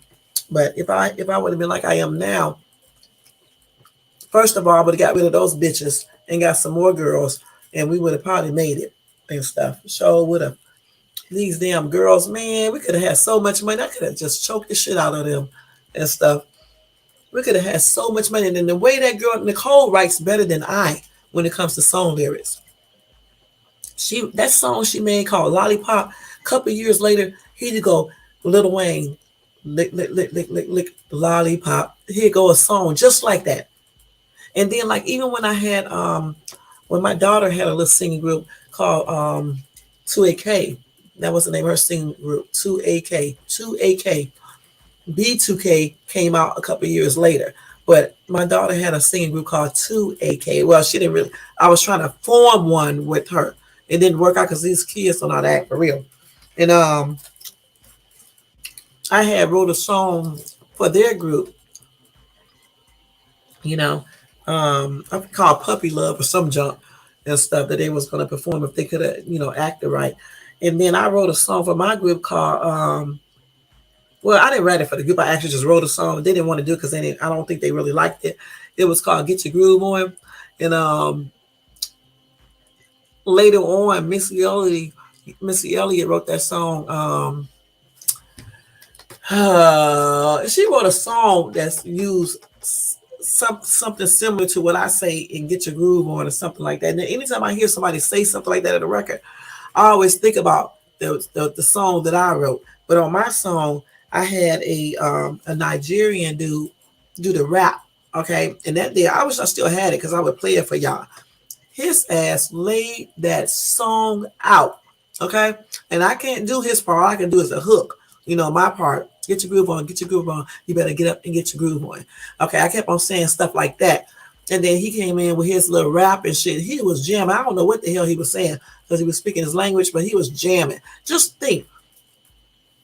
If I still knew him now and I went to a recording studio and did that damn song, I guarantee you we could sell it on Spotify and people would buy it. He was damn jamming. Okay, I still remember it. And back then they wasn't into that African music like they are now. But think, even if I had the thing now, I'm not joking. I would get in contact with him and ask him, do he mind? Because I would go and remaster it or have whatever you say, you know, and I would do that damn song again and bring it back up to par and try to do it on Spotify and everything. I wish I would have lost that shit in storage. You know what I'm saying? Because he really did jam. Because all I was saying is, get your groove on, get your groove on. You better get up and get your groove on, get your groove on, get your groove on. You better get up and get your groove on, get your groove on, get your groove on. You better get up and get your groove on, get your groove on, get your groove on. You better get up and get your groove on. And then he would come in, you know how they be rapping. And then, you know, and I'll keep on doing my hook and he would come in and then the music was sounding good. That shit went hard, y'all. I ain't gonna lie. I was like, damn, if I had that still now. I'm not joking that I would go get it redone and bring it up to par and put it on Spotify and on YouTube and every damn thing. That's why I'm telling y'all, when y'all put shit in the storage, make sure you don't lose that shit. Okay? Make sure you don't lose that shit. Because all my some of my music, everything was in there. And my singing group information, all that shit was in there. I hate the fact, you know, because, you know, that we lost it and shit. But, you know, how that goes. But I ain't gonna never forget when we did that. And then we went to this makeshift, not makeshift, but this dude had it's this old ass dude, y'all, had this basement recording studio, right? And I still got those pictures from there. And I actually took my other daughter there to record a song, right? And y'all, when y'all see this dude, y'all wouldn't even think that he had a recording studio. It was this old ass white dude. I'm telling you, he had to be every bit of 80. And he had a whole full-fledged recording studio in his damn basement in Texas. And we went there, and my daughter did a song there that we never did get a chance to put out because she lost focus and started running behind these men and shit like that. And it just went downhill. I don't know why people don't be focused. You know what I'm saying? I just don't know why and stuff. But had fun there. And then at ATL, I used to work with this dude who had a recording studio as well. As a matter of fact, he actually had a singing group too. But at that time, I didn't have my singing group, okay? He had a singing group. And his name of his singing group was Georgia Girls, right? And they did that song, Rag Top, Don't Stop, Let Me See Your Body Rock, or some shit. It was bass music. And I used to go to the recording studio with him. Never got a chance to let my daughter record there or anything and stuff. And I didn't have my singing group then. But I did see how he was producing music and all that type of stuff. They be in that damn studio all damn day and night. Sure do. Doing music. But when you be in those studios and you hear that music, that shit be sounding good. If you are a performer, when you hear that music, it makes you perform good. It makes you or encourage you to dance good. It really does. When it plays, especially when it be loud. It's something about loud music when you are performing or rehearsing. And it just encourages you, especially if you're not shy or anything like that. It encourages you to sing the best that you can. It encourages you to put your all into dancing. I know Beyonce says she feels like she's somebody else, and people took that out of context. I don't know if she does or not because I don't know what the hell Beyonce them do, but it kind of does make you act like you somebody else. If y'all understand what I'm saying, when you're on the stage and you're performing and you hear that loud ass music, it does make you feel like you're somebody else. It really does. It's like, what can I say? Like, how can I say this? It's like, maybe the other side of you is coming out on stage to help to encourage you to dance real good or to sing to the best that you can. You can really feel the music and everything. It's just weird. You know what I'm saying? I guess that's why some people probably don't listen to circular music. Okay, how you say that? Circular. I forgot how you say that. I think I'm saying it wrong though, but you know what I'm talking about.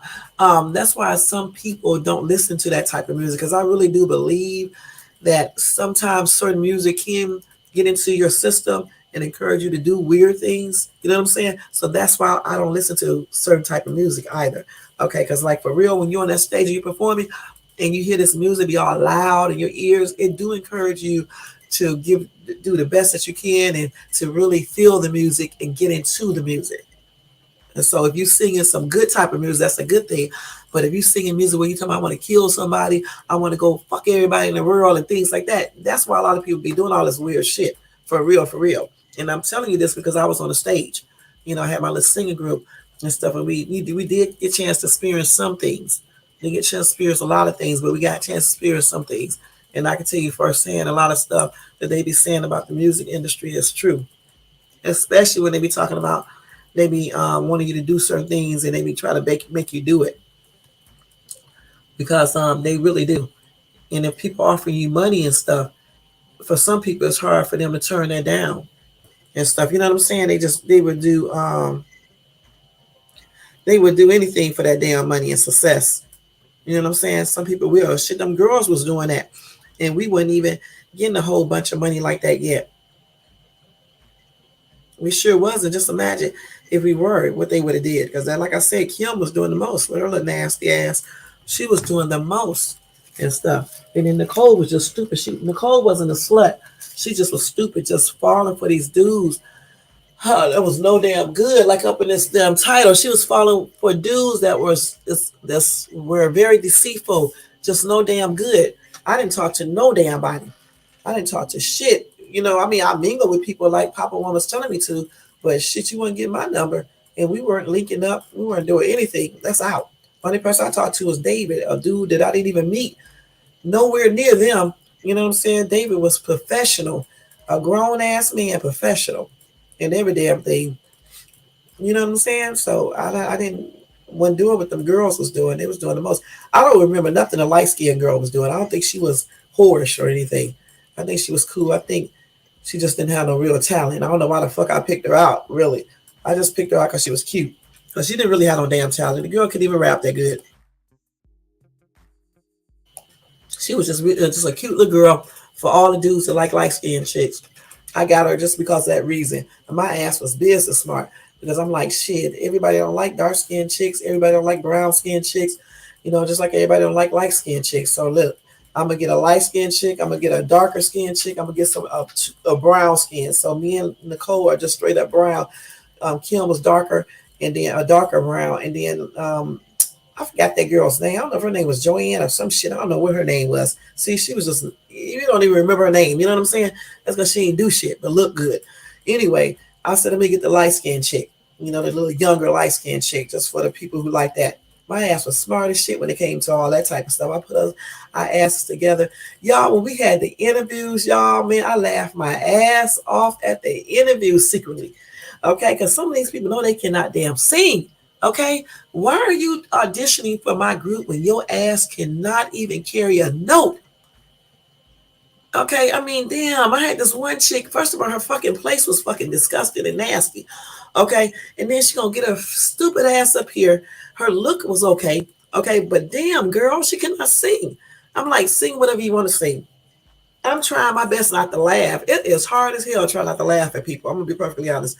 I'm trying my best not to laugh. This damn Nicole making faces and shit. Y'all had, how you be coughing and laughing? That's what I was doing. Trying to play it off, coughing and laughing at the same damn time. And I almost laughed out loud too. But I did good. I played it off. And shit, this girl, no, she cannot sing. And then this one girl could sing, but y'all, she just wasn't cute enough. So I couldn't pick her, you know what I'm saying? Because, I wanted everybody to look pretty good and stuff. So I didn't pick her. Then I think I auditioned this white girl. She could not sing at all or dance. And then I auditioned this other chick, but she was a little bit too big. So I couldn't pick her out. But she could sing, and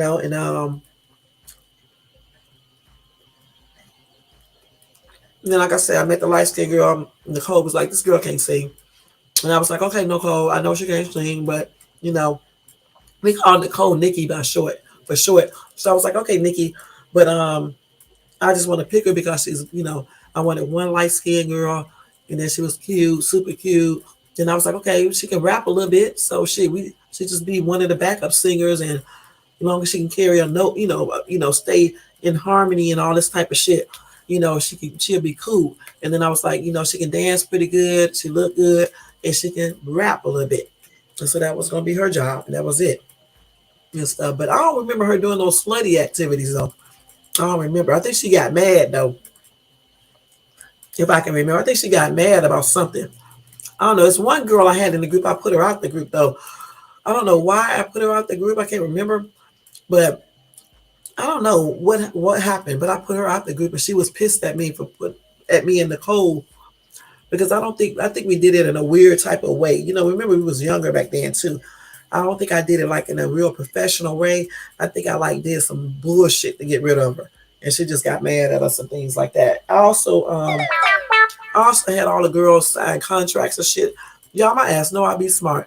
My ass went to the what's the name and made up legal contracts that I wrote up myself, typed them up and everything.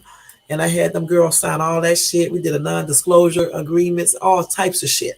I told them that they could not sing none of my songs and shit nowhere. I had all types of contracts. I don't think I'm joking. All types. I mean, even when we rehearse, how long we rehearse.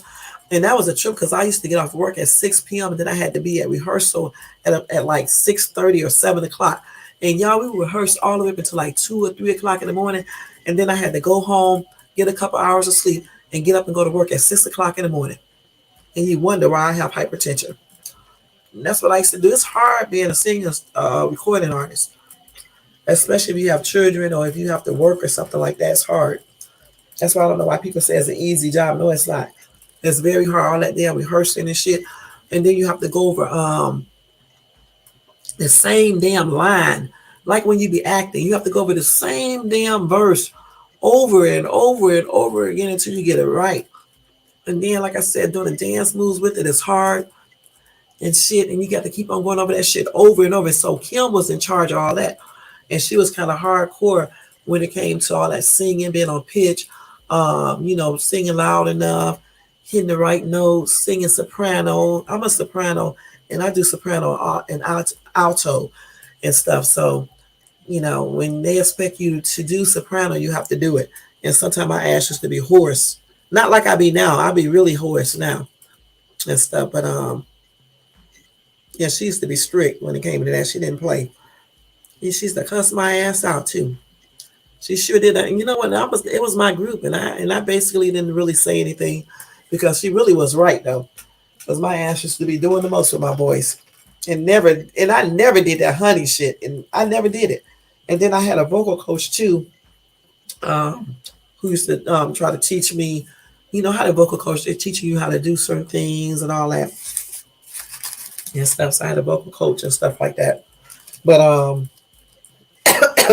it was fun though. It was fun, a lot of times. Sometimes it was annoying, but for the most part, it was fun. I mean, I met a lot of people. I met a lot of local rappers. I did an interview with a local rapper who his damn BMW, it smelled nothing like weed. It was just weed all throughout the fucking car. You know what I'm saying? I was like, damn. And then I got a contact just been in the car with him and shit. And I believe Kim had sex with him too. She had sex with everybody. But he treated me with respect because I was respectful myself. And he asked me, do I mind if he smoked his weed? I was like, I don't care. And I did like a interview with him for Papa One production because Papa One was also trying to manage him, trying to win him over or whatever, trying to get the management contract with him or some shit. I don't remember. And so I did the interview for him and stuff, the write up, so he can put in his thing or whatever, whatever he was getting that for. I can't remember. And so I got a chance to experience a lot of stuff. I got a chance to experience a lot of stuff when I was had my singing group and stuff and working with Papa One. I don't know what happened to Papa One because when I stopped my group, I lost contact with everybody because I didn't want to be, in contact with Papa One anymore and none of them anymore. And plus, I was hearing rumors about stuff, because like I just said, I was wondering if he was selling drugs or doing anything illegal. I was wondering if he was doing anything like that because of all the money he had and what kind of fucking job was he doing? You know what I'm saying? Besides managing, But back at that time, I really wasn't thinking about that at that time. But later on, I started thinking about all that type of stuff. He had all these damn luxury cars and shit. I wish I knew his real name. I used to know his real name, but I forgot what it was because I would look him up and stuff. But all them women, he used to have so many damn women and so many kids. He had women everywhere. He was an older dude, but he had all these young women. You know what I'm saying? At that time, he had to be, he had to be about 40 something. He had to be. But his girlfriends and shit was in their 20s and stuff. You know what I'm saying? So now his ass is old as shit because you're talking about way back in what, 97? Let me see, 97, 2017, 17. His ass probably almost 70 years old now. I bet his ass ain't no Papa One now. And he probably got pictures of us on every damn thing.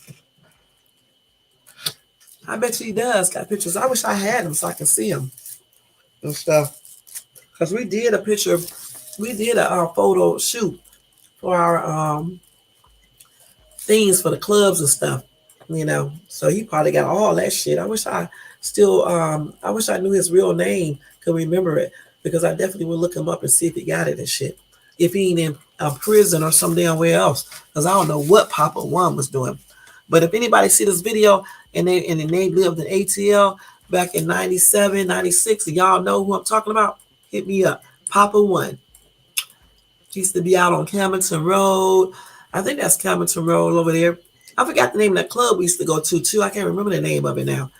But it used to be like a popular club over there in that vicinity and stuff. And all the local rappers, 69 Boys, Little John, Usher, all of them used to go to that club to perform. All of them, you know. Um, I didn't get a chance to meet Little John. He came to that club the day I was there and stuff. That's when he was with the 69 Boys and stuff like that. So that was like in 96, 97 and stuff. But yeah, but it was fun though. I had a good time back then, y'all.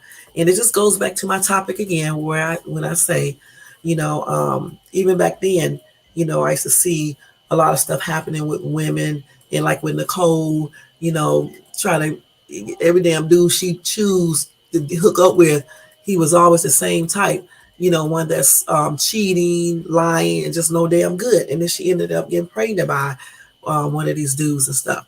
You know, that's why I say we have to know our worth, our self-worth, and we got to know what we want, okay, and go for that, not to settle for any damn thing we see because some dude giving us attention or whatever the case is. I don't know what the hell was wrong with Nicole. You know what I'm saying? And she was a cute girl, real cute, had pretty hair, everything. I don't know why she has such low self-esteem and things like that. Even though I was shy back then and everything, I don't think my self-esteem was low like that. Not when it comes to no dudes. No, I don't think so. That's why I didn't accept any old dude and stuff. I mean, I did still make some mistakes and some people that I, chose to talk to, but still, I wasn't like stupid like they were. You know what I'm saying? Because I promise you, I didn't do none of that shit they were doing. It's disgusting and shit, man. Especially that damn Kim. Damn. And I cannot remember her last name for nothing in the world. But I do know Nicole went back to Florida. I stayed in what is that called? Marietta, California, Georgia. And then until I met David. And then I left for Marietta. And then I don't know where the hell Kim went. I don't know if she went back to Brooklyn, New York, or she stayed in ATL. I don't know what happened to her ass. And then the light-skinned chick, I don't know what happened to her either. Because again, I think something happened too with her. I can't remember and stuff. But I do know Nicole went back to Florida because I talked to her a couple of years later. Haven't talked to her since. Last time I talked to Nicole was in, let's think, I was still in Atlanta. And I left Atlanta in 2008. So the last time I talked to Nicole had to be in 2000. I think I was with David the last time I talked to Nicole. So it must have been in 2006 or 5 or somewhere around that time. It's been a long time ago because I remember her boy's probably grown now and stuff and things. But I never got a chance to talk to Kim anymore or the light-skinned chick. But me and Nicole did it. But I don't know her number now. Because I lost all that shit in the storage that we have. Because if I did have a number, I'd call him so we can laugh about all that shit. It was funny. And Nicole is the one that me and her got on a dating site together, right? And she was looking for a real man. My ass just wanted to be getting free. I just wanted free movie dates and free dinners. That's exactly what I did, y'all. She was looking for a real man. I wasn't. I just wanted to go to the movies, go see all the movies I wanted to see, and go get food. And that's all I ever did. I ain't give up no sex. My ass always been kind of smart. No sex, no shit, not even a kiss. Nothing. Nothing. All right, my ass always been like smart as hell. You know what I'm saying? But I was always down to earth too. And that's why everybody liked me and stuff. I'll be straight up. I ain't kissing on no first dates, no sex. We are just getting to know each other, and that's what it's going to be about. And that's what it was. The one dude that tried to do the most, that date ended at the movie theater. I ain't like his ass anyway because he looked like, what's his name? He looked like Biggie Smalls and shit. And then he was a fucking mess. I told y'all about him before. He was a fucking hot ass mess. This dude worked at the bank. What bank did he work at? Let's see. What Bank of America, downtown Atlanta, right? He was had a big position, right, at that time. But this dude was a hot ass mess. When he drove up Okay, I met him, so I got in his car with him. He had a luxury car. Okay, then he had his car phone, his cell phone, just too many damn phones going on. This dude got on the phone doing the most. He also had a business, okay, outside his career that he owned like a hair salon or something like that. I can't remember, or a beauty supply store. Or anyway, he had to go make a stop off to this place, go pick up some money. He came back out with the money. Okay, then he was flaunting his money in front of me, all nothing but $100 bills. Okay, then I didn't even know him that long. He was already talking about I could move into his house in Alpharetta, Georgia. And I'm like, I'm not going to move with you. We don't even know each other. Are you crazy? And telling me what all he can do for me. And I don't have to worry about bills and all this other bullshit he was talking about. So then we went to the movies after he went over there to his place of him, where he owned and shit, got his little money or whatever. And then he was all on the phone too. That's another thing I like. He was all on the phone talking all his little business stuff, talking about his money. That was a trip, bragging and shit. So we went to the movie. We went to Magic Johnson's theater, okay? And we went to see, I forgot what movie we went to see. I can't remember. Anyway, when we was inside the movie theater, this fucking ass dude trying to put his arms around me and stuff. And I was like, I told you before, I don't hug when I first meet people. Okay, I don't feel comfortable. So he got pissed about that. Okay. And so I think he took me back to my car after the movie was over. I'm sure we saw the whole movie. And so when I got in my car, I was like, I'm not ever going out with this Negro again. That's exactly what I said about him. Because for one thing, I didn't like him anyway. Secondly, he bragged too much. He thought he was all that. He thought he had all this money. I'm tired of hearing all this bragging and shit. He thought his car was all that. He thought he was big shit because he had all these cell phones and shit in his business. I was like, fuck that. And then he started talking about his house out of Alpharetta. He had to take me by his job. I don't give a fuck about all of that. Okay. And so, I ended that date. And so he ended up replying to my damn ad again. The little profile thing you do on dating sites. I don't know why, because he should have remembered who I was. So I don't know if he changed his name or whatever the case is, or either he had the same name. But anyway, I responded back to his message and told him, don't you remember we went on a date at Magic Johnson Theater? And he was like, yeah, I remember you. You a little BITC. That's what he called me and shit. That's what he said, with your little skinny legs. That's what he said. That's what he said back then. And when he said that, I was like, you fat ass boy. I was like, you're fat. You think I like I liked your fat ass, nigga. You know why I didn't let you hug me? Because you too damn big, nigga, and too damn ugly. That's what I told him, and I hung up. And shit, that was the end of that conversation. Go talk about somebody's little skinny legs.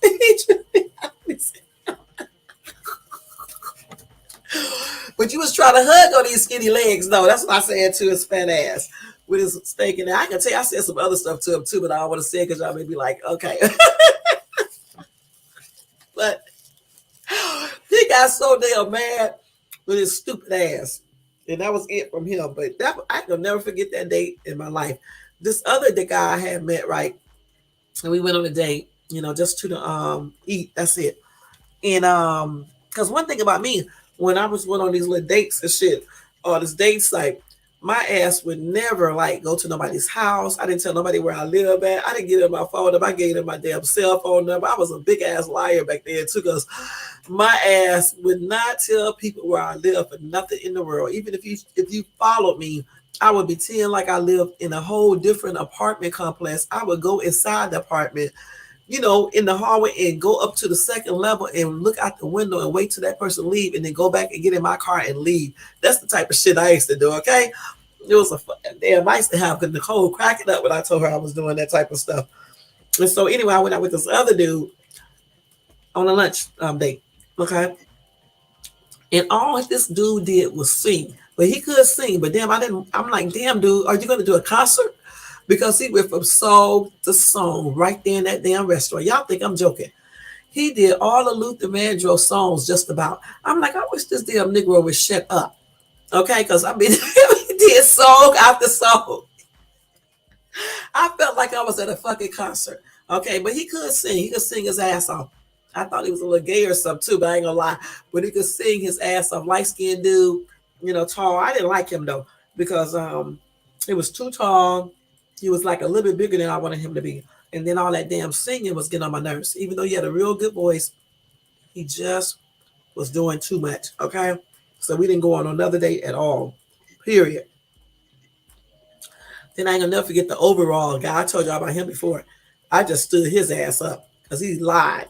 Okay, when he met me, I told him to meet me at the damn gas station. Okay, I told him that I was in a different color car than what I was. I did that because I have to see how these people look before I actually go to the restaurant inside. I always just tell people to meet me outside and stuff. Meet me outside, okay, in the parking lot. And so when I seen his funky ass get out his car, because I don't know how I got him out of his car. I just think I just told him to come over there to the west. I don't remember. Anyway, he got out of his car. Okay. This dude had on some fucking overalls, y'all. I'm not gonna lie. I'm like, I called Nicole up on the phone. I was like, girl, I'm going to kill you. Okay. You told me to get on these dating sites and shit. And look at this damn dude. He looked like he just came off the Dale farm. This dude got on some fucking overalls and then they floods, okay? And then he was looking a hot ass mess. He really was. And so I stood his ass up. I told him, instead of meeting me at the gas station, just come on up here to Chili's and meet me there. Child, I didn't even show up at Chili's. I was like, fuck that. Okay. And he was so damn mad at me. And he's the second dude, I think the second or third dude I stood up because I was like, fuck that. This dude looked like he just came off the farm doing farm work. He looked tripped out. Okay. But you know what? I shouldn't have did that because he probably could have been a good guy. That's how we be messing up. Okay. And stuff. But he tripped me out. I ain't gonna lie. And then I remember one time I had a date with this dude. I thought he was black, but he was white. He was white. And all the time that I was talking to him on the phone, I'm thinking that the dude is black the whole time. He just sounded like he was black. So he had all his shit together, though. I ain't gonna lie. He had everything together. And I was actually intimidated by that because he was doing real good. And so, I don't know, one day I think I was talking to him on the phone and I said something and he was like, what makes you think I'm black? And I was like, because you sound like you black. He said, how does a black person talk? Okay. And then I just said, you just sound like you black. And he told me that he was white. And he asked me, did I have a problem with that? I said, no. So anyway, we were, I forgot, I can't remember where we were going to, what restaurant it was. I think it was, I know it was a fancy restaurant. I just can't remember which one it was, but it was out in Sandy Springs, Georgia. Y'all, I stood him up. I'm not going to lie. I stood him up. I didn't show up because I was scared. I was scared because he was real professional, number one. And then I just got intimidated because of all the shit he was telling me that he was doing and his job, his position. And then he wasn't black. Okay. And I just stood him up. And then you know what? He called me back up too and told me he did not appreciate that and blase, blase. And that's what he said. He never talked to me again. And that was it. And that's what it was. And like I said, sometimes I think women, we do mess up. We tend to pick the wrong people to actually, sometimes we do pick the wrong people to actually go out with and things like that. And I'm pretty sure I did many times and stuff. But I can tell y'all straight up, when I was on the dating sites, all I did is go on dates. That's it. No sex, no kissing, nothing. The only person who ever tried to put their arms around me is that fat ass dude, Mr. Big Papa ass. That's the only one who did that. I ain't talking about the manager. I'm talking about the dude. I call him Big Papa too because he was big. Okay. And he was doing too much. And I'm calling him Big Papa because he looked like Big Papa, Biggie Smalls. And so, yeah, he was the only one who was doing too much. Everybody else was just like I told them to do. No hugging, no kissing. None of them tried to do anything. They respected me all the way, just like I did with them. I didn't do anything. I wasn't trying to use nobody. I mean, I got my free dinners, I ain't gonna lie, in the movies. I did that. But I didn't play no games. I didn't pretend like we was gonna be in a relationship and things like that. I would just say, yeah, I'll call you back the next day or whatever, and I never did.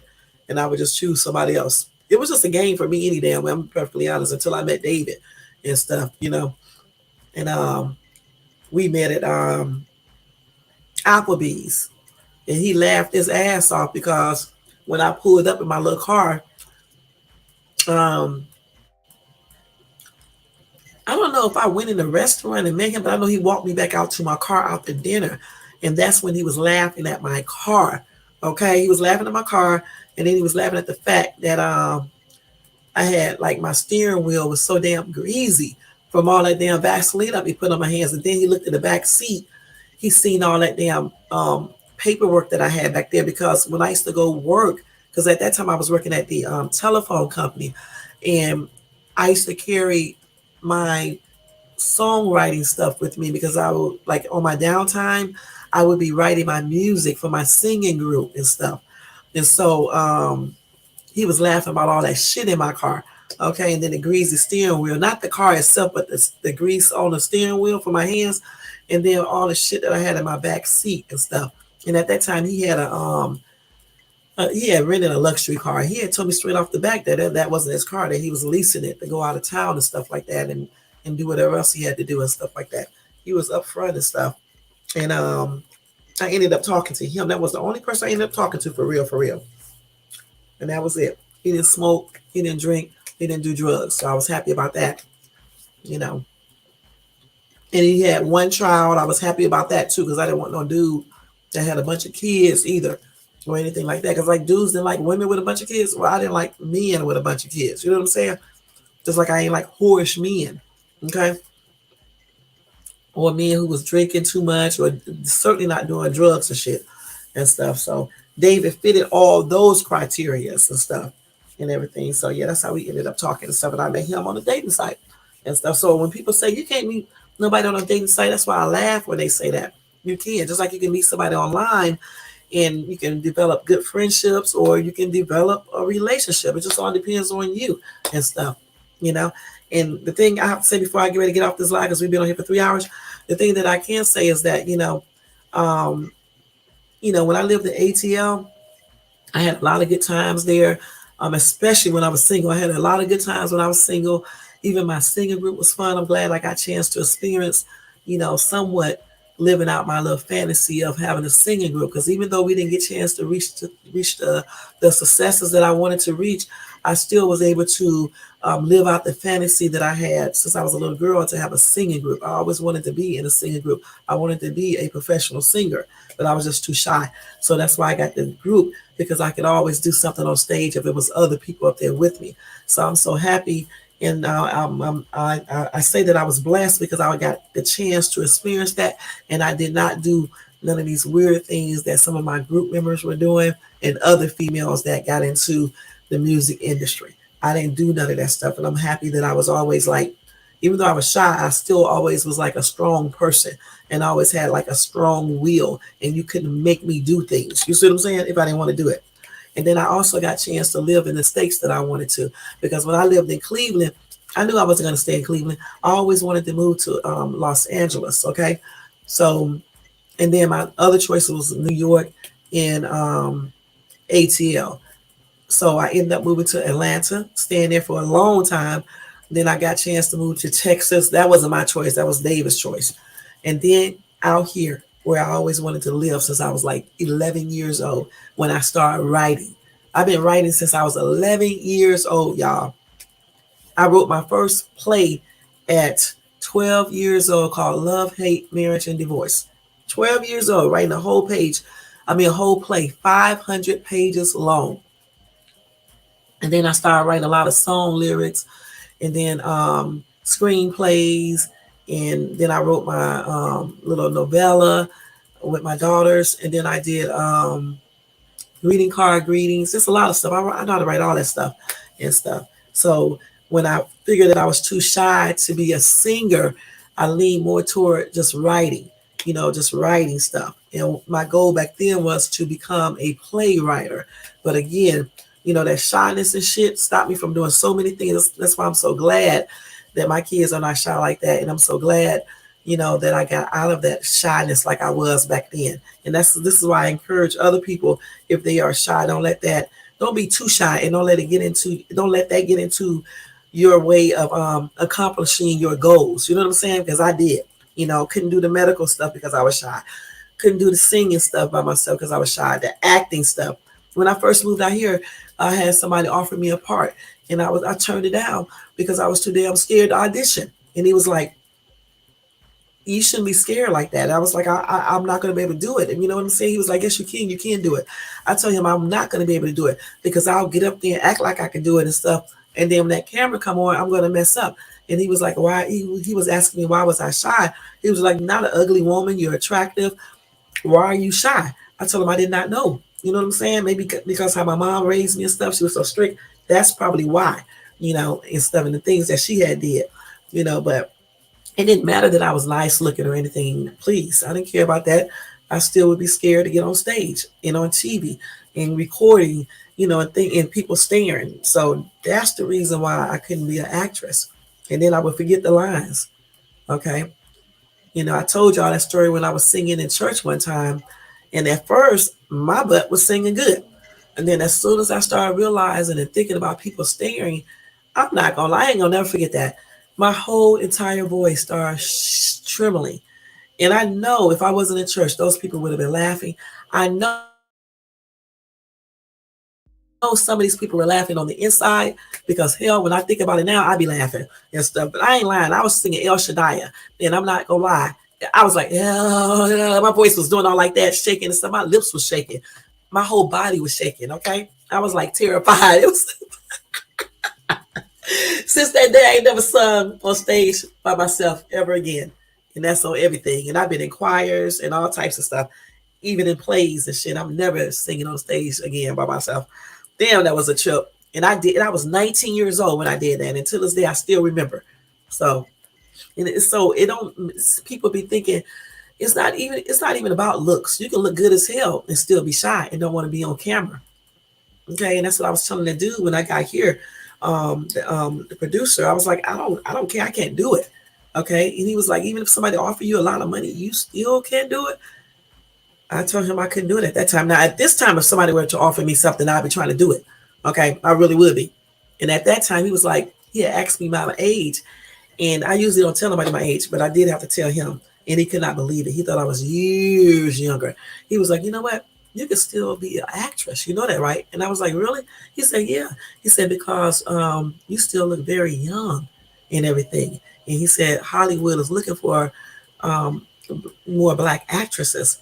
And then, especially when you still look young and vibrant, and then you speak really good and you look good and things like that. He said, you can play so many different roles. He was telling me that. But I was like, no, I can't do it because I'm too damn shy and stuff. So I did not even audition or anything. And then, like even in Atlanta, I was somebody was trying to get me to do hair modeling because my ass hair was real nice, just like hand modeling because my nails have always been long, and I was scared to do all of that shit, y'all. So it's so many things that I lost the opportunity to do because I was so damn shy. And so that's why I tell people now, try not to let your shyness get in your way. You know what I'm saying? Try to get out of that because that shit can stop you from doing so many things. I probably miss meeting some really good guys because my ass was super shy that I wouldn't even say shit back. I mean, I still do that. I still, turn the other way and walk away from people all the time. You know what I'm saying? But, I'm not as shy now. I'm still a little shy, but not like I used to be. All right. But anyway, this whole entire conversation, this whole night of talking to you guys for 3 hours, all ties into one topic. Why do some people choose to put up with people who use, cheat, deceive, and just be no damn good? Why? Because they need to learn what their true worth is. They need to be confident in themselves. They need to know that they can choose partners that can really be dedicated to them and treat them the way they should be treated. That's what they need to know. And also they need to know that there is men and women out here that don't do weird things in relationships, that will treat you right, that will love you right, that will be faithful and honest and respectful. Okay? There are people like this. So don't settle for people who do crazy stuff. You know what I'm saying? All the daggone time. Don't settle for lesser. All right? Don't settle for that. All right, guys. Thank you so much for tuning into this live tonight, y'all. I'm not going to work now because y'all have me on this damn live all damn evening. All right. Don't forget to thumbs up this video. Subscribe to the channel if you like. Also, leave a comment if you like. And go check out my other videos. Y'all, I'm never doing a 3-hour video ever again. Okay. I just did it tonight because I had the time and I was up here talking and stuff. All right. Thank you so much for listening. And Thank you to Brown Sweet. I know you already gone, but thank you. Thank you to the CEO. Thank you for dropping in, hun. Thank you so much. Okay. And thank you to everybody in the bushes, everybody who watches this in the replay. I don't expect nobody to watch this 3-hour video all the way through, but hopefully you watch the most important part so you can, just hear some of the things that I was talking about. All right. Other than that, y'all, don't forget to thumbs up this video, subscribe to the channel, hit the bell notification. And if you would like to support this channel, you can support it by doing the Cash App to $, Shades 2, and that's on Cash App. Okay, I thought I put it up there, but I didn't. All right. Other than that, y'all have a good night and have a blessed tomorrow. I'll be on here tomorrow at 7 something. I have an appointment in the morning, so I definitely won't be in here in the morning, but I will come by tomorrow night at 7:30 on time. So I'll see you guys tomorrow night. I don't know what we're going to talk about tomorrow night, but I will know by then. All right. Other than that, y'all have a good night, and I'll see you in my next video. Peace out, y'all. Take care.